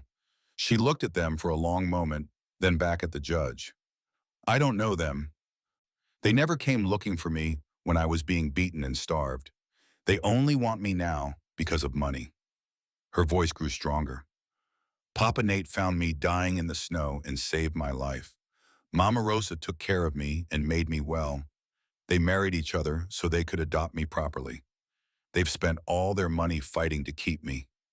Her voice cracked. They're my family, the only real family I've ever had. Please don't take me away from them. The courtroom was silent. Even Grimby seemed uncertain how to respond to that level of raw honesty. Morrison made notes on the paper before him. Finally, he looked up. I'm going to take this under advisement. I'll issue a ruling within 30 days. In the meantime, Eleanor will remain with Mr. and Mrs. Blackwood pending final decision. This hearing is adjourned. The gavel came down, and it was over. For now. They walked out of the courthouse into afternoon sunshine that felt wrong somehow. Too bright, too cheerful for the anxiety churning in Nate's gut. Preston caught up with them on the steps. That went as well as could be expected. Ellie's testimony was powerful. Morrison seemed moved by it. But, Nate heard the unspoken word, but the law still favors blood relatives, and the Ashworths have resources we can't match. If Morrison rules against us, they'll appeal. They'll drag this out for years if they have to. How much will that cost? Preston hesitated. More than you have. More than most people have. I'll work for reduced fees, but there are court costs, filing fees, expenses I can't waive. If this goes to appeal, you're looking at another 10,000 minimum. Maybe more. The number hit like a physical blow. Nate had maybe 3,000 left after mortgaging everything he owned. There was no more money to find. No more assets to sell. They'd reached the limit of what was possible. He felt Ellie's hand slip into his, small and trusting. She'd heard Preston's words, understood what they meant. We'll figure something out, Nate said, though he had no idea how. They walked back to the boarding house in silence, each of them wrapped in thoughts too heavy to share. That night, lying beside Rosa in the narrow bed, Nate stared at the ceiling and felt the walls closing in. We might lose, he said quietly. Not because we're wrong, because we can't afford to keep fighting. Rosa's hand found his in the darkness. Then we fight smarter. Find another way. What other way? We're tapped out.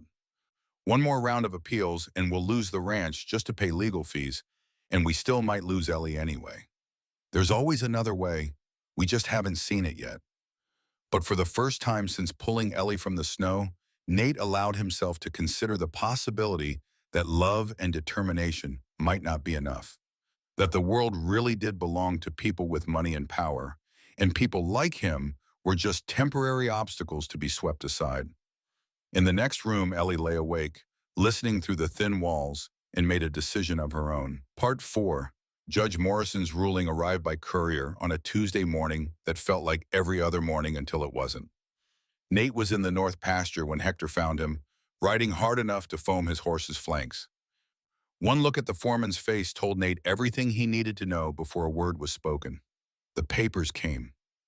They rode back together in silence. Rosa stood on the porch, the envelope in her hands, her face carefully neutral in the way that meant she was working hard to hold something back. Ellie stood beside her, one hand gripping Rosa's skirt. Nate dismounted and took the envelope. His hands were steadier than he expected as he broke the seal and unfolded the document inside. The ruling was 12 pages long, dense with legal language that took real effort to parse. He skipped to the conclusion. While this court acknowledges the genuine care and concern demonstrated by Mr. and Mrs. Blackwood, and while the testimony of the minor child was compelling, the law provides clear guidance in matters of custody. Blood relatives with means to provide for a child's welfare retain primary claim, absent evidence of unfitness or danger. The evidence presented by Mr. Preston, while troubling, does not meet the legal standard required to terminate the rights of blood relatives. The abandonment in question occurred 20 years ago and involved parties now deceased. Current intent and capability must be the determining factors. However, this court also finds merit in Mr. Preston's concerns regarding the Ashworth family's sudden interest coinciding with financial considerations. Therefore, the court rules as follows. 1. The adoption proceedings initiated by Mr. and Mrs. Blackwood are hereby stayed pending further investigation.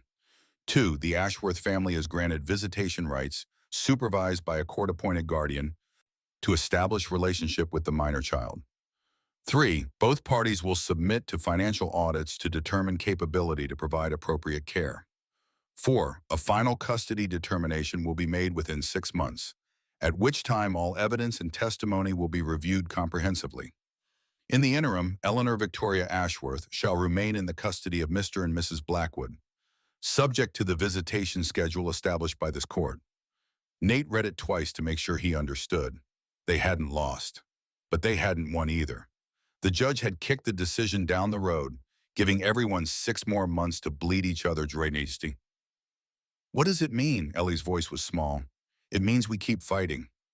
Nate folded the papers and looked at his daughter. It means you stay with us for now, but the Ashworths get to visit. Court supervised, so they can't take you. But you'll have to see them, talk to them. I don't want to. I know, but it's what the judge ordered. We don't have a choice. Rosa's arm went around Ellie's shoulders, pulling her close. Over the girl's head, her eyes met Nate's. In them, he saw the same question that haunted his own thoughts. How much longer could they sustain this? How much more did they have to give? Preston's letter arrived that afternoon, delivered by the same courier. The lawyer's handwriting was cramped and hurried. Morrison's ruling is both victory and disaster. We retain custody but gain nothing permanent. 6 months means 6 more months of legal fees we cannot afford. The Ashworths will use this time to build their case while draining our resources. They're playing the long game. Financial audit will expose our weakness. They know we're leveraged to the breaking point. Expect them to leverage that knowledge. I'll continue fighting, reduced fees where possible. But you need to prepare for the possibility that resources, not righteousness, will determine the outcome. We need a miracle. Or we need them to make a mistake big enough to disqualify their claim entirely. Start praying for one or the other. B. Preston. Nate burned the letter after reading it. No point letting Ellie see words that would feed her fear. That night, he sat on the back porch long after Rosa and Ellie had gone to bed, staring at stars that offered no answers. 6 months, half a year, 180 days to find money he didn't have or a solution that didn't exist. The ranch mortgage was already bleeding them. Another 6 months of legal fees would finish the job. They'd lose everything: house, land, livestock, future, and probably still lose Ellie in the end. Unless Preston was right, unless the Ashworths made a mistake. Nate had no idea what that mistake might look like, but he found himself hoping for it anyway. Hoping that greed or arrogance or simple human fallibility would give him the opening he needed. He didn't have to wait long. The first supervised visit took place 2 weeks later in a room at the Cheyenne courthouse under the watchful eye of a matronly woman named Mrs. Pemberton, who'd been appointed by Morrison to ensure propriety. Randolph and Marcus Ashworth arrived precisely on time, dressed in suits that cost more than most families made in a year. Up close, they looked even more prosperous than they had in court. Well-fed, well-groomed, radiating the confidence of men who'd never been denied anything that mattered. Randolph was older, maybe 45, with thinning hair and a mustache waxed to aggressive points. Marcus was younger and leaner, with sharp eyes that assessed everything like he was calculating value. Neither smiled. Ellie sat between Nate and Rosa, her small hand crushing Nate's fingers with a grip born of terror, poorly concealed. Mrs. Pemberton made introductions with bureaucratic efficiency. Mr. Randolph Ashworth, Mr. Marcus Ashworth, may I present Eleanor Ashworth? Eleanor, these gentlemen are your mother's brothers, your uncles. Ellie said nothing, just stared at them with eyes that held no recognition, no warmth, only the wariness of prey confronted by predators. Randolph cleared his throat and attempted something that might have been meant as a smile. It looked more like a grimace. Eleanor, we're so pleased to finally meet you. We've been searching for you for such a long time. No, you haven't. Ellie's voice was flat. You only started looking when there was money involved. Mrs. Pemberton frowned. Eleanor, that's quite rude. But it's true. Ellie didn't look away from Randolph. If you'd cared about me, you would have come years ago, when I was being beaten and starved, when I nearly froze to death. Where were you then? Marcus leaned forward, his expression hardening. You don't understand the complexities of the situation. Our father, your grandfather, he made certain decisions that prevented us from finding you earlier. But he's gone now, and we're here to make amends. By taking me away from my real family, by giving you the life you deserve, education, opportunities, a place in society that a frontier ranch could never provide. I don't want those things. I want to stay with Papa Nate and Mama Rosa. The words hung in the air. Randolph and Marcus exchanged glances, some silent communication passing between them. Then Randolph pulled a leather folder from his satchel. We brought photographs of your mother. We thought you might like to see her, to understand where you come from. Despite herself, Ellie's expression shifted, curiosity warring with distrust. She took the folder with hesitant hands and opened it. The photographs were formal portraits, the kind wealthy families commissioned to document their lineage. Victoria Ashworth had been beautiful. Dark hair, delicate features, eyes that held intelligence and something else. Sadness, maybe, or resignation. In some photos, she smiled. In others, she looked directly at the camera with an intensity that reached across 20 years.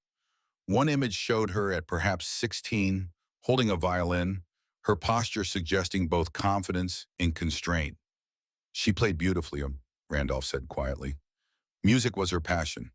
Our father wanted her to marry well, but she fell in love with someone unsuitable, a ranch hand named Thomas McIntyre. When she became pregnant, father disowned her, sent her away. The name hit Nate like a fist. McIntyre, Ellie's last name. Not assigned by Hiram Poole as Nate had assumed, but inherited from her father. Where is he? Ellie's voice shook slightly. My father, Thomas McIntyre. Where is he? Dead. Marcus said it with the bluntness of someone delivering unwelcome but necessary information. He died before you were born. Ranch accident. Your mother never recovered from the loss. It's part of why the birth was so difficult. She'd given up by then. Ellie stared at the photographs, fingers tracing her mother's face. She looked like her, Nate realized. Same bone structure, same eyes, same hair color. The resemblance was undeniable. She wanted to keep you, Randolph continued. Begged father to let her come home with her baby. He refused. Said she'd made her choice and had to live with the consequences. After she died, he paid a farmer to take you. Paid him well to make sure you stayed hidden. Why? The question burst from Ellie. Why hide me? Why not just let me die with her? Because you were still his granddaughter, his blood. He couldn't bring himself to abandon you entirely, but he couldn't accept you openly either. So he chose the middle path. Kept you alive, but invisible. That's not love, Ellie's voice hardened. That's cruelty dressed up as mercy. Perhaps, but it's done now. He's dead, and we want to make things right. Give you the life your mother would have wanted for you. You don't know what she would have wanted. You weren't there when she did, shown and scared in a charity hospital, using a fake name because her own family abandoned her. The words came out with venom that startled everyone. Even Ellie seemed surprised by her own intensity.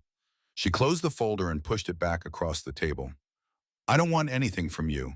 I have a family. I'm staying with them. Marcus's expression hardened further. When he spoke, the pretense of warmth evaporated. You're a child. You don't get to decide. The courts will determine where you belong, and blood outweighs sentiment. Enjoy your time with the Blackwoods. It's temporary. Mrs. Pemberton stood abruptly. Gentlemen, I think this visit has concluded. Eleanor is clearly distressed. We're entitled to the full hour. Randolph's voice carried steel beneath the cultured exterior. And I'm entitled to end visits that cause undue emotional harm. The hour is concluded.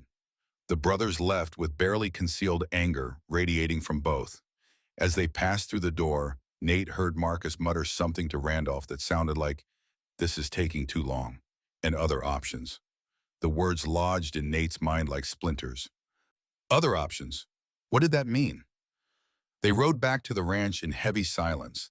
Ellie stared out the wagon window at passing scenery she didn't seem to see. Rosa kept a protective arm around her shoulders. She was pretty, Ellie said finally. My mother. She looked kind. She was your mother, Rosa said gently. Of course she was beautiful to you. Do you think she wanted me? Really wanted me, not just said so to her brothers? I think she loved you enough to defy her family. That's a powerful love, mija, but not powerful enough to live for me. There was no good answer to that. Rosa simply held her tighter. That night, Nate found Ellie sitting in the barn with Smoke, her face pressed against the gelding's neck. The horse stood patient and still, as if he understood the girl needed his solid presence more than anything else. Nate sat beside her on a hay bale and waited. After a long moment, Ellie spoke without looking at him. They're going to win, aren't they? I don't know. You're running out of money. I heard you and Mama Rosa talking. You've mortgaged everything. Another few months and you'll lose the ranch just fighting to keep me. Ellie, I could just go with them. Her voice was small. Let them have what they want. Then you'd be safe. You and Mama Rosa could keep the ranch. Nate's chest tightened.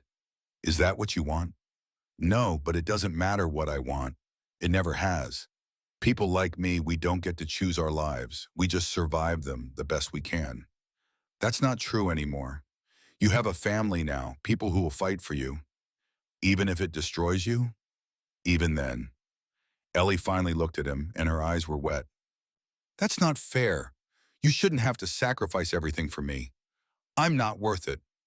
Nate pulled her close, and she didn't resist. You are worth it. You're worth this ranch 10 times over. You're worth every dollar we've spent and every dollar we'll spend. Don't ever think different. She cried into his shirt, the kind of deep, wrenching sobs that came from a well of grief too long denied. Nate held her and let her cry, knowing this was something she needed more than reassurance. When she finally quieted, her voice was muffled against his chest. I love you, Papa. I never said that to anyone before, but I love you and Mama Rosa. That's why I can't let you lose everything for me. Loving someone means protecting them even when they don't want protection, even when it costs more than you can afford. That's what family does. Then we're all in trouble because I'm pretty sure the Ashworths can afford more than we can. She wasn't wrong, and that truth sat between them, acknowledged and unresolved, as the sun set outside and the horses stirred in their stalls. Over the next 3 months, the legal battleground forward with the inexorable momentum of an avalanche. The Ashworths filed motion after motion, demanding psychological evaluations of Nate and Rosa, questioning their fitness based on Rosa's immigrant status, suggesting that a frontier ranch was unsuitable for raising a female child of Eleanor's lineage. Each motion required response, and each response cost money they didn't have. Preston fought back fiercely, but even his reduced fees added up. Court costs, filing fees, expert witness expenses, the numbers accumulated like compound interest, doubling and redoubling until the debt became insurmountable. Nate sold the last of the breeding stock, mortgaged his equipment, borrowed against next year's harvest at rates that were barely legal. Rosa's sewing income helped, but it was pennies against the avalanche. By April, they were 30 days from foreclosure. The bank had been patient, but patience had limits. Either they paid or they lost everything. And through it all, Ellie watched and internalized and made calculations in her 9-year-old mind about what she was worth versus what she cost. The supervised visits continued monthly. Each one followed the same pattern. Randolph and Marcus arriving with gifts and photographs and carefully rehearsed speeches about the life they'd provide. Ellie sitting silent and resistant, offering nothing beyond the minimum courtesy Mrs. Pemberton insisted upon. The brothers leaving frustrated, their veneer of avuncular concern cracking further each time. After the fourth visit, Nate overheard them talking outside the courthouse. Not the words, but the tone. Angry, impatient, conspiratorial. He mentioned it to Preston, who nodded grimly. They're getting desperate. Morrison's final ruling is 3 months away, and they're no closer to convincing Ellie to cooperate. If she testifies against them again, and she will, it undermines their claim that this is about family rather than money. So what do? Either they find a way to discredit us completely, or they find a way to remove Ellie from the equation before the final hearing. Remove her? What does that mean? Preston's expression was troubled. I don't know, but I've been doing this work long enough to recognize when people are contemplating actions outside legal channels. Be careful, Nate.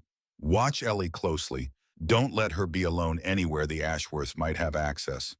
The warning lodged in Nate's gut like a stone. He increased security at the ranch, had Hector in the hands keep watch and shifts. Ellie was never alone, never out of sight of at least two adults. But even the best precautions had gaps. The attack came on a Wednesday afternoon in late May, 3 weeks before Morrison's final hearing. Ellie had been in the barn with Rosa, learning to mend tack. Nate was in the north pasture, far enough away that sound wouldn't carry. Hector had ridden to town for supplies. The timing was too perfect to be coincidence. Three men arrived on horseback, faces covered with bandanas, moving fast toward the barn. Rosa saw them first and reacted with the instinct of someone who'd faced danger before. She grabbed Ellie and ran for the house, shouting for the ranch hands. The men were faster. They cut off the angle, boxing Rosa and Ellie between the barn and the corral fence. One dismounted, a knife visible in his hand, his intentions clear in his posture. Rosa pushed Ellie behind her and grabbed a pitchfork from where it leaned against the barn wall. Touch her and die. The man laughed, pulled out a pistol with his other hand. Mexican woman with a pitchfork against three armed men. How's that math work? Better than you think. The voice came from behind them. The men spun to find two of the ranch hands emerging from the bunkhouse, rifles raised. Not Hector, he wasn't back yet, but Tom Brennan and Luke Whitmore, both veterans who'd seen action in the war and knew how to handle weapons under pressure. 3 against 2, the lead attacker said, though his confidence had evaporated. Still like our odds. Then test them. Tom's voice was flat. See what happens. The standoff lasted maybe 10 seconds. Then the attackers wheeled their horses and rode hard for the property line, disappearing into the scrub before anyone could identify them clearly. Rosa sank to the ground, still clutching the pitchfork, her breathing ragged. Ellie was shaking but unhurt, her face white with shock. Tom approached cautiously. You both all right? Fine, we're fine. Rosa's voice didn't match the words. Ellie, Mija, are you hurt? No, but they were going to take me. Weren't they? No one answered. No one needed to. When Nate returned an hour later and heard what had happened, something broke inside him.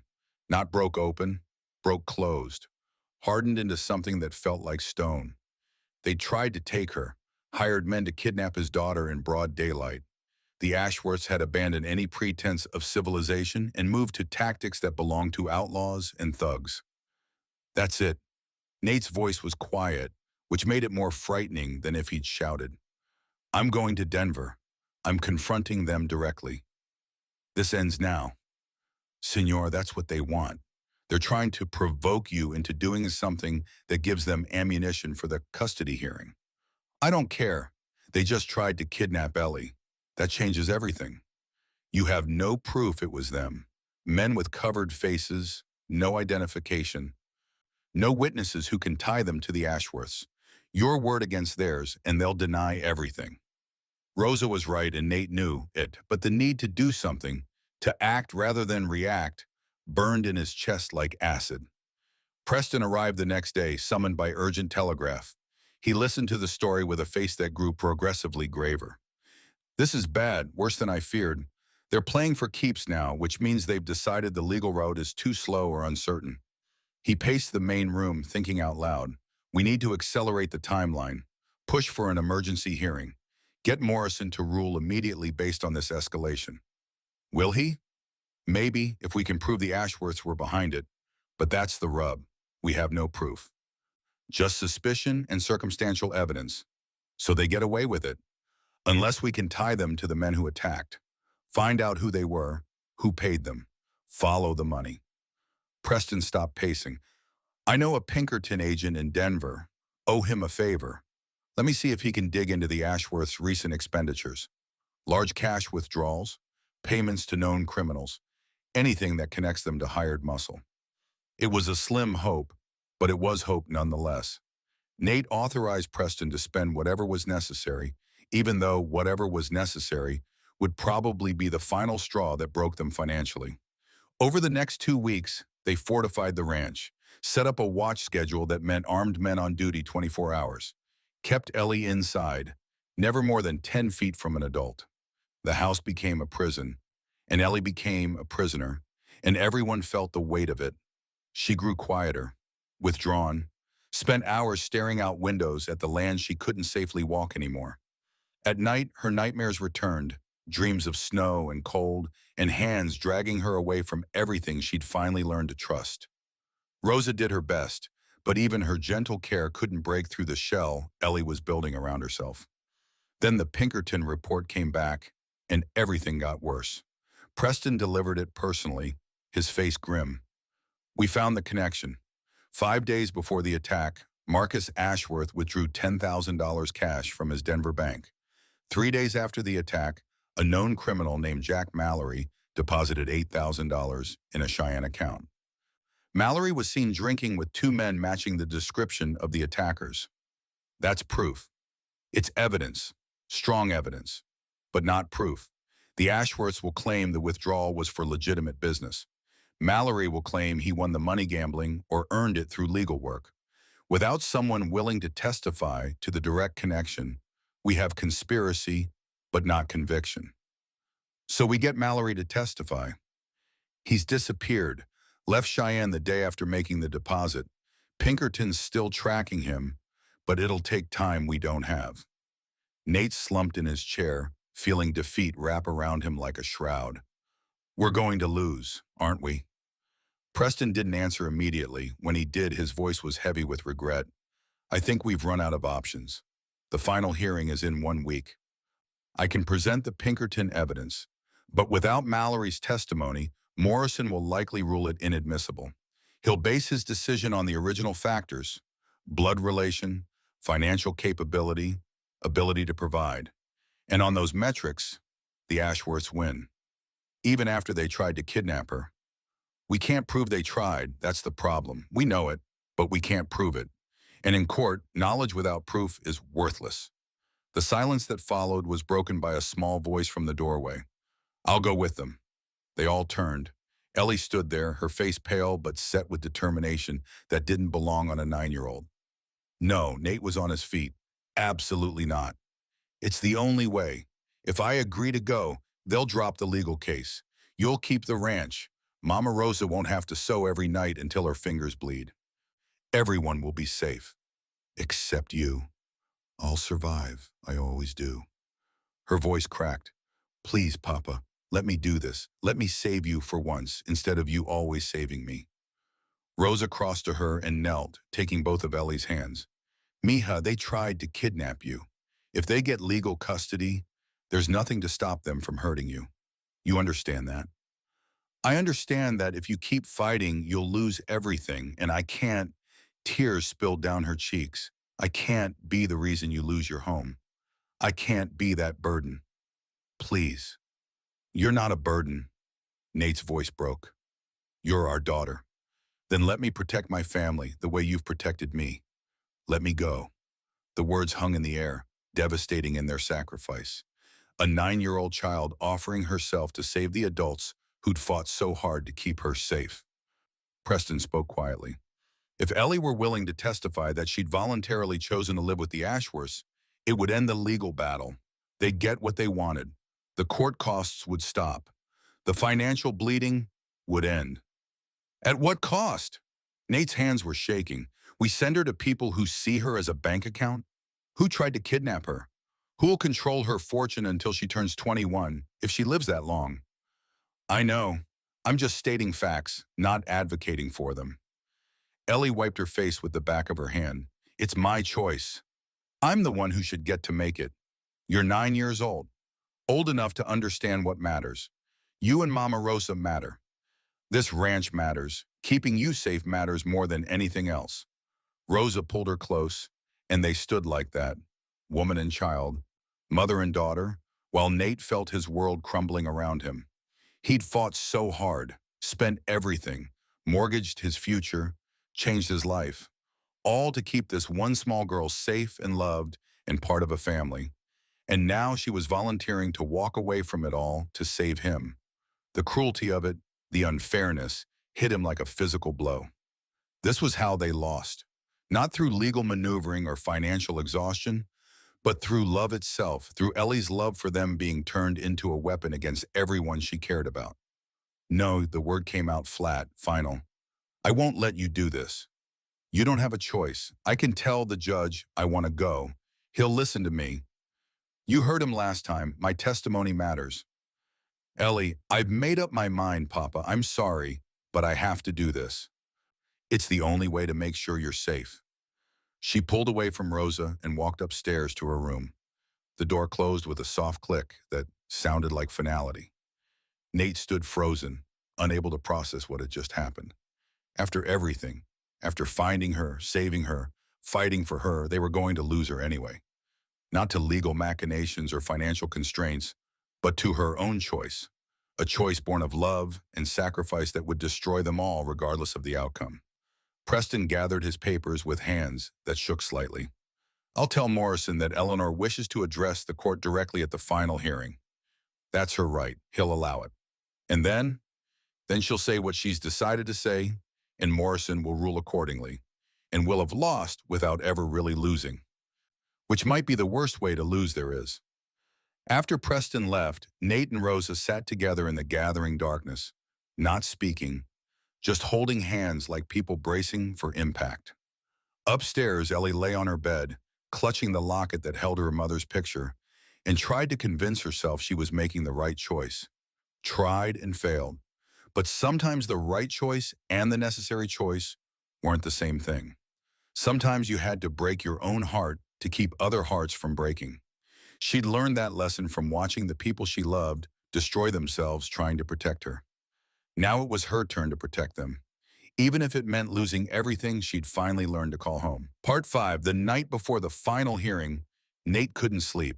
He lay beside Rosa in the darkness, listening to her breathe and feeling the weight of tomorrow pressing down on his chest like a physical thing.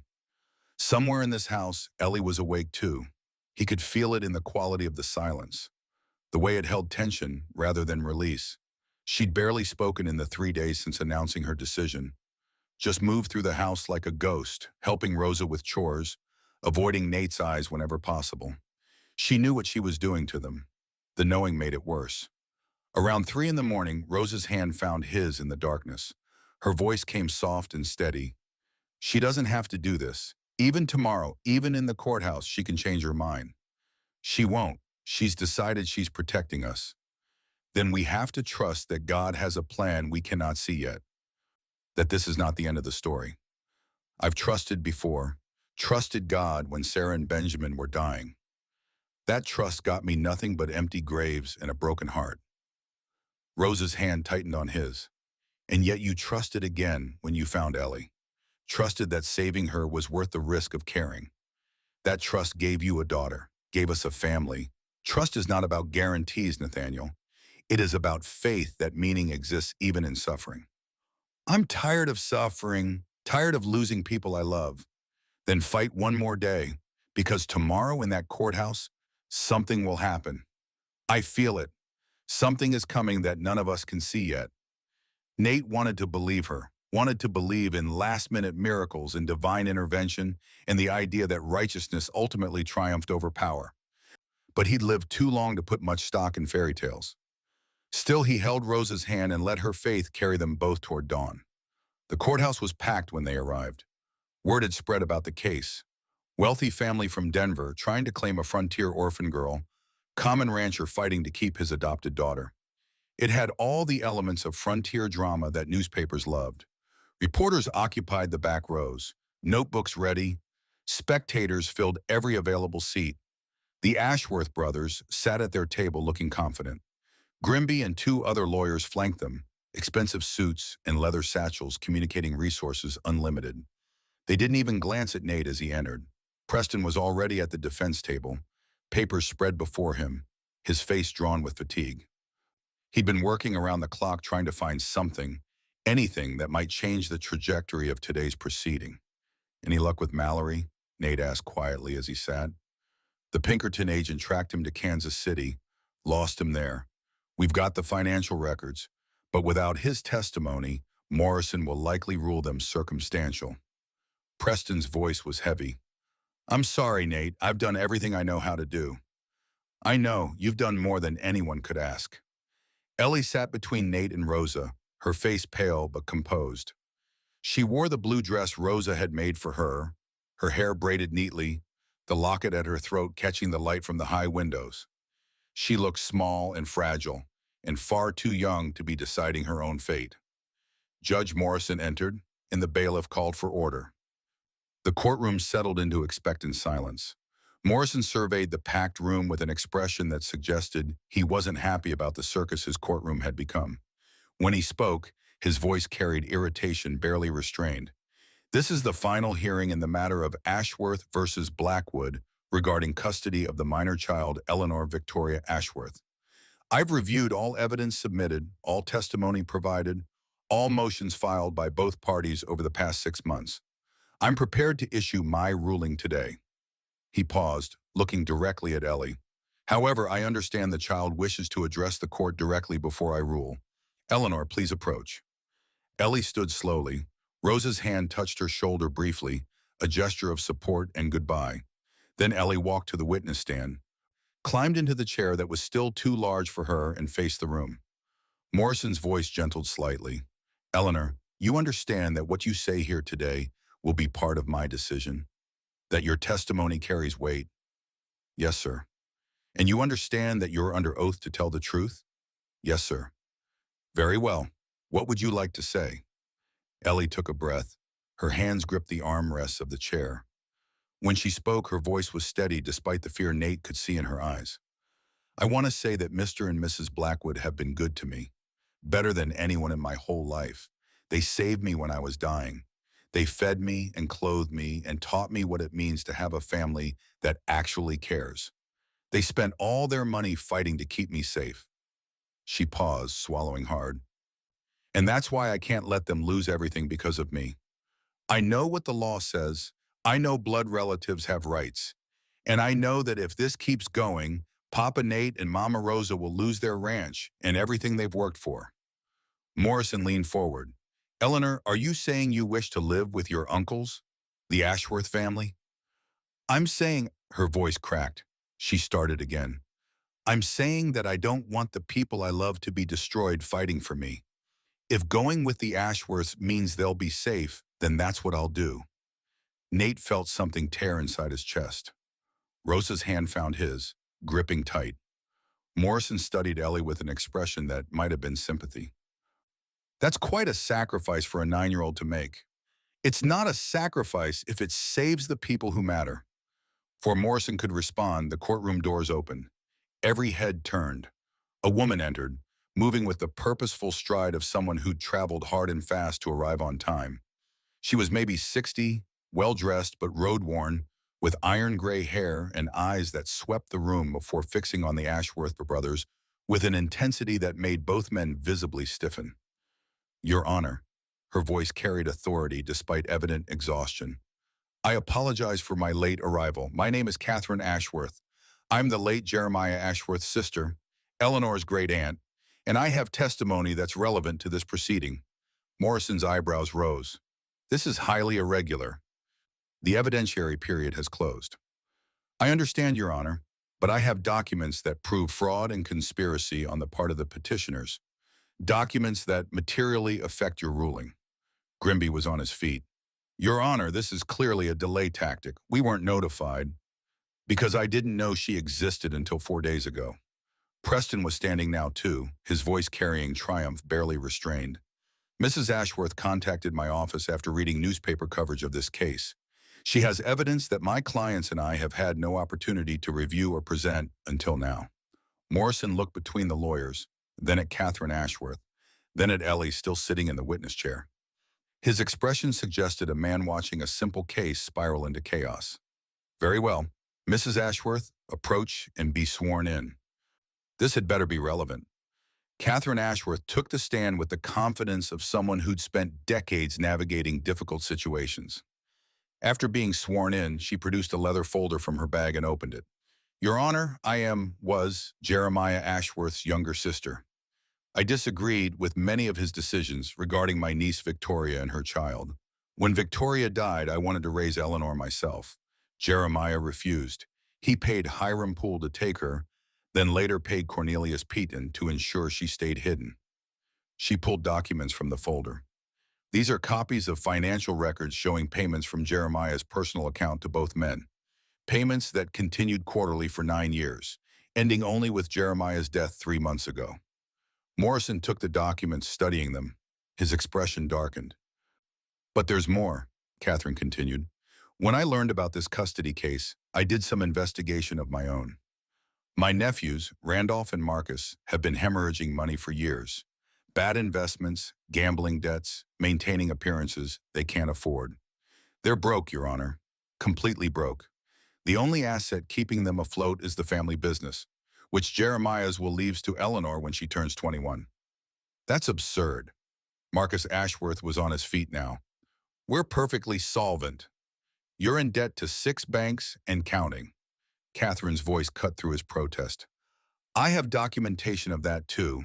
Your interest in Eleanor has nothing to do with family feeling and everything to do with the fact that if she dies before reaching majority, the estate reverts to you, which means you have financial motivation for Eleanor to die young. The courtroom erupted. Morrison's gavel cracked like a gunshot. Order! Order, or I'll clear this room. Silence fell gradually. Catherine Ashworth wasn't finished. And finally, Your Honor, I have a witness, a man named Jack Mallory, who was paid by my nephew Marcus to kidnap Eleanor from the Blackwood Ranch last month. Mr. Mallory had a crisis of conscience after reading about Eleanor's testimony. He's outside right now, prepared to testify to the conspiracy. Morrison's face had gone from merely dark to thunderous. He looked at Grimby. Do you have anything to say about these allegations? Grimby's composure had cracked. He looked at his clients, then back at the judge. Your Honor, I was not informed of any such arrangements. If my clients engaged in illegal activity, it was without my knowledge or consent. I'm sure. Morrison's voice dripped skepticism. He turned to Catherine. Bring in this witness. Let's hear what he has to say. Jack Mallory was a hard-faced man with the look of someone who'd lived on the wrong side of the law most of his life. But something in his posture suggested genuine regret as he took the stand. Under oath, he told the story. Marcus Ashworth had hired him to kidnap Eleanor. The plan was to take her somewhere remote, hold her until the custody case resolved in the Ashworths' favor, then release her quietly. But after reading newspaper accounts of Eleanor's testimony, Mallory had realized he was part of something darker than simple kidnapping. He'd taken the money, that part was true, but he'd never intended to go through with the jobs after the first attempt failed. When Catherine Ashworth had tracked him down and offered immunity in exchange for testimony, he'd agreed, because there's lines you don't cross, he said, and hurting kids is one of them. By the time Mallory finished, Marcus Ashworth looked like he wanted to disappear into the floor. Randolph sat frozen, his face drained of color. Morrison studied both brothers with an expression that suggested he was contemplating remedies beyond simple custody rulings. When he spoke, his voice was ice.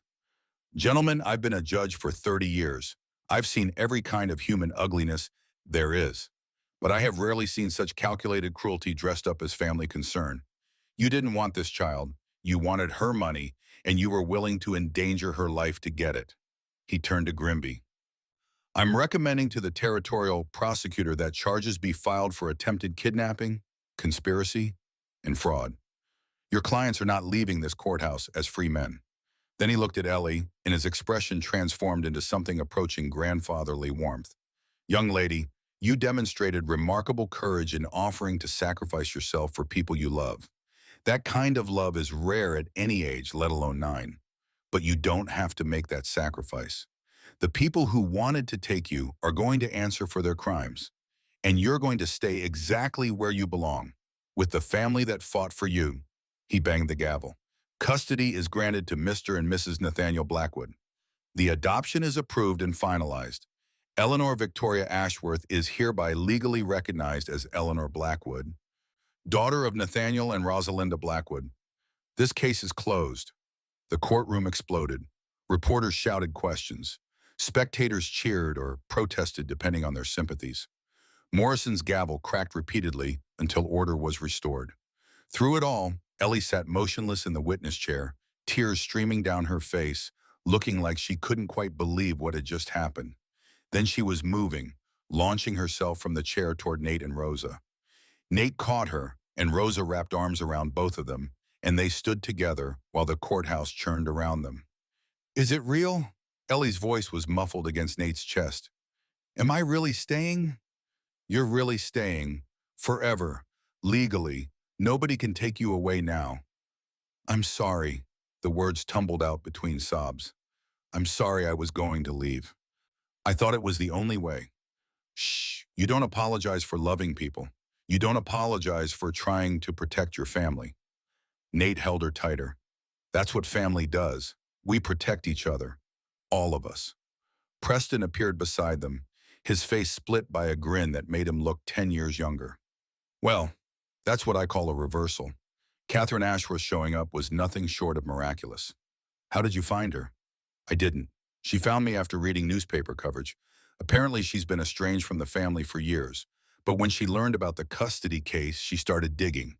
Tracked down Mallory through contacts I don't want to know about. Brought everything together just in time. Catherine Ashworth herself approached then, her expression soft as she looked at Ellie. May I speak with her? Nate hesitated, protective instincts flaring, but something in the woman's face suggested genuine warmth rather than ulterior motives. He nodded. Catherine knelt so she was level with Ellie. Hello, Eleanor. I'm your great-aunt Catherine. Your grandmother Millicent was my sister. I wish I could have known you sooner. I wish I could have stopped my brother from making the choices he made. Ellie studied her warily. You're an Ashworth. By marriage, not blood, and I've spent years disagreeing with how that family operates. Catherine smiled gently. I don't want to take you away. I just wanted to meet you, to let you know that not everyone in your mother's family is like the men who tried to control you. Did you know my mother, Victoria? I did. She was bright and kind and talented.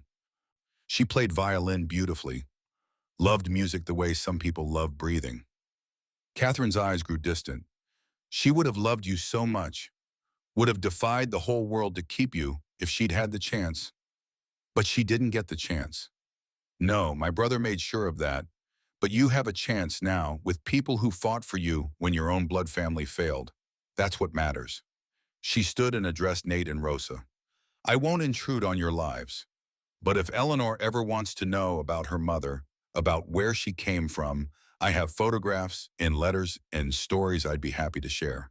No strings, no expectations, just an old woman offering connection to a past that might help her understand her present.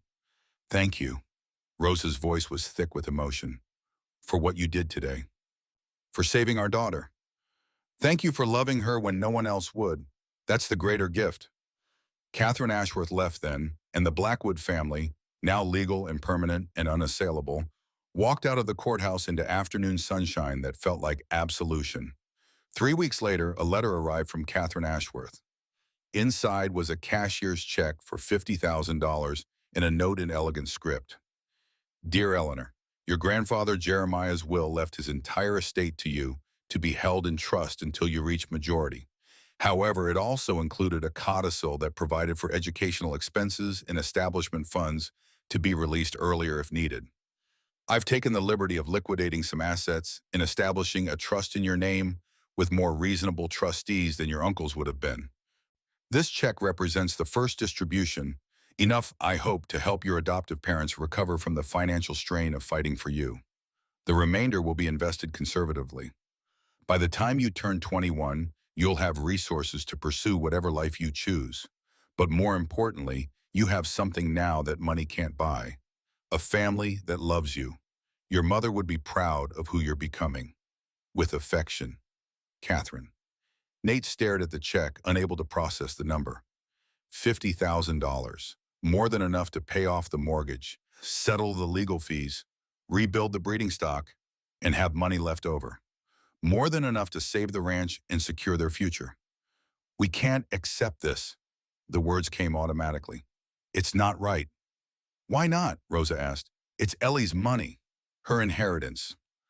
Catherine is just releasing it early so we can use it now instead of after we've lost everything. But it feels like accepting help from family?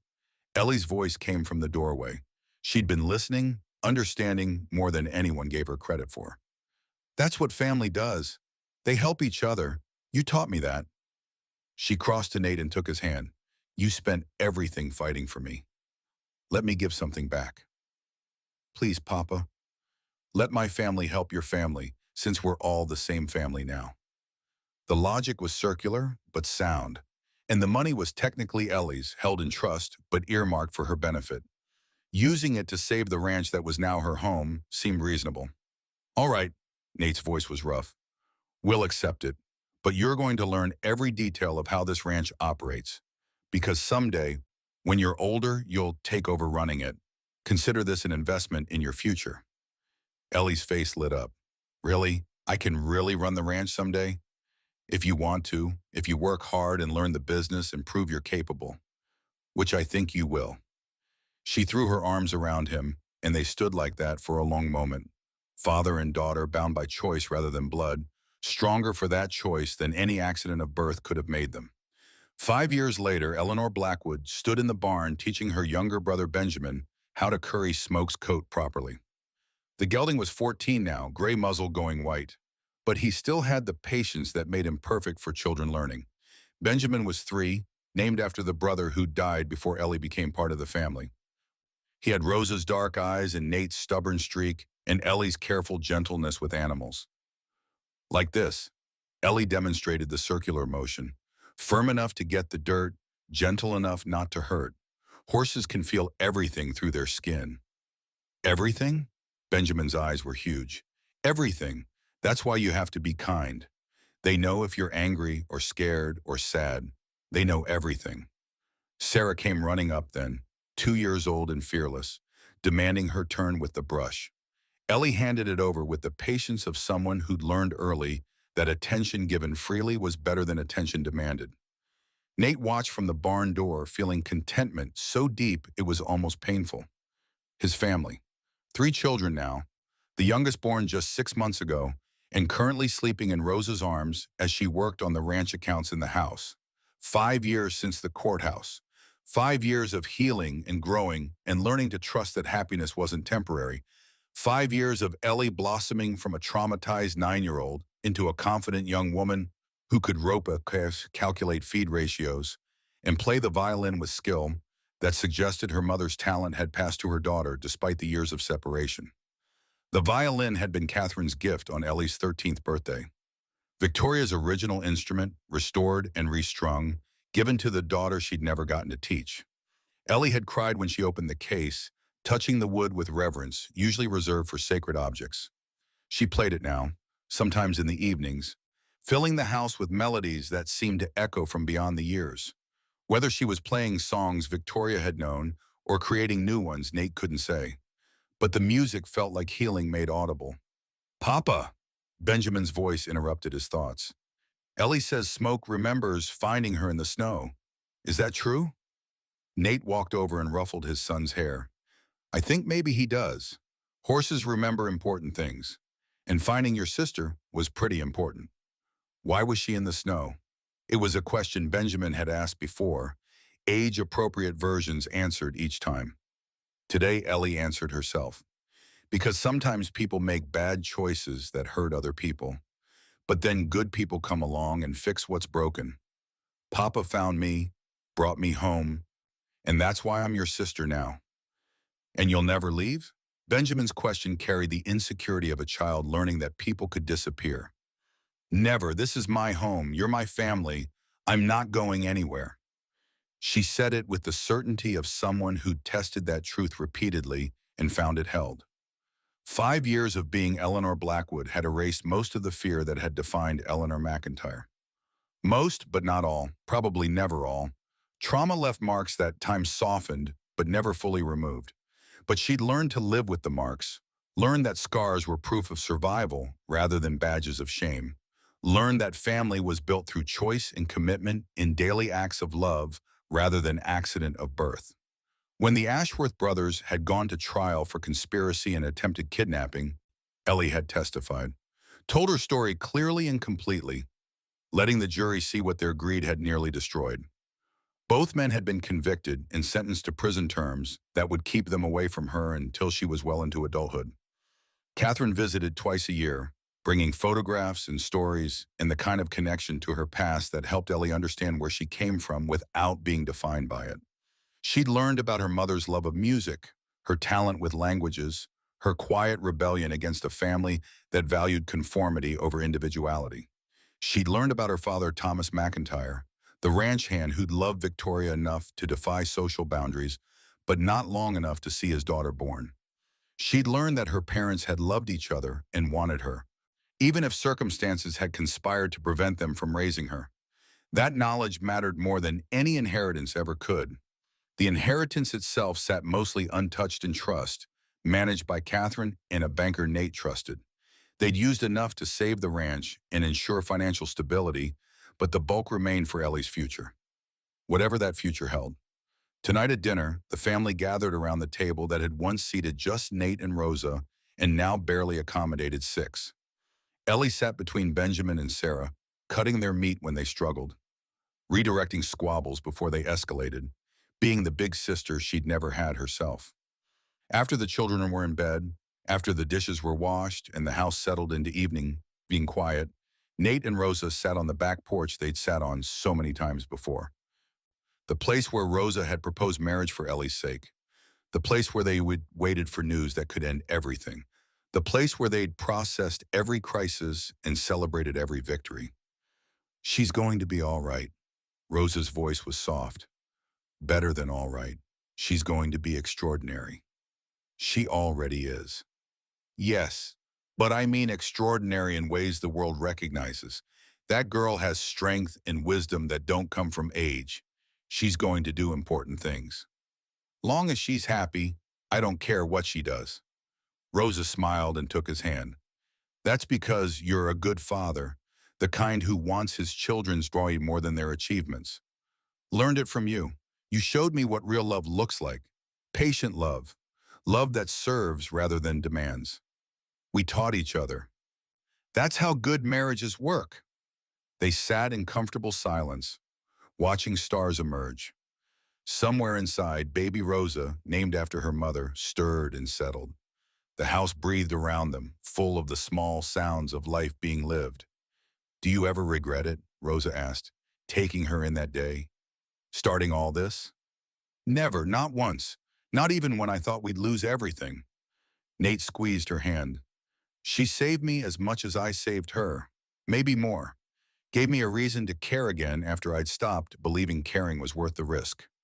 Worth the risk? Always worth the risk. Love is always worth the risk, even when it costs everything.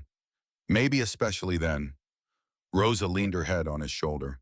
I'm glad you stopped that day. Glad Smoke knew something was wrong. Glad you had the courage to care about a dying child who wasn't yours. She's mine now. All of them are. This family, this life, this second chance at happiness I didn't think I deserved. His voice roughened with emotion. I don't know what I did to deserve any of it, but I'm grateful every day. You loved when it was easier not to. You fought when it was easier to surrender. You became a father again when your heart was still broken from losing the first time. Rosa lifted her head to look at him. That's what you did to deserve it. You chose love over fear. That's always enough. Inside, Ellie was singing Benjamin and Sarah to sleep, the same wordless melody she'd been humming when Nate found her in the snow 8 years ago. The lullaby that connected her to a mother she'd never known and a family she'd built from scratch. The tune drifted out through the open windows, and Nate closed his eyes, listening, remembering the blizzard and the choice that had changed everything, remembering the fight that had nearly broken them, remembering the moment when the judge's gavel had come down and made permanent what love had already established. Sometimes rescue wasn't a single act, but a series of choices made over years. Sometimes family wasn't given, but constructed, piece by careful piece, through decision and dedication, and refusing to quit, even when quitting seemed like the only reasonable option. Sometimes the innocent shouldn't have to hang for crimes they didn't commit. And sometimes love was stronger than blood, And sometimes broken people could heal each other if they had the courage to try on. These weren't certainties. They were possibilities that had to be fought for, earned through sacrifice and stubbornness in the daily choice to keep showing up even when everything else said to walk away. Nate had made that choice 8 years ago when smoke stopped in a blizzard. He'd kept making it every day since. And every day, the choice became easier because every day showed him what choosing love over fear could build. A family, a future, a reason to believe that second chances were real and that the innocent, against all odds and despite all obstacles, sometimes did get to walk away free.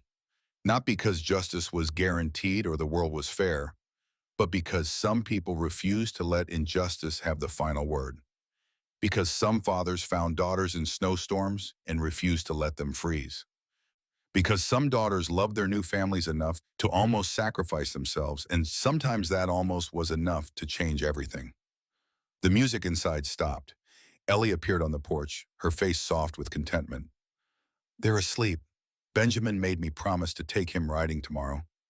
Then we'll ride. All of us. Make a day of it." Ellie smiled and kissed both of them goodnight.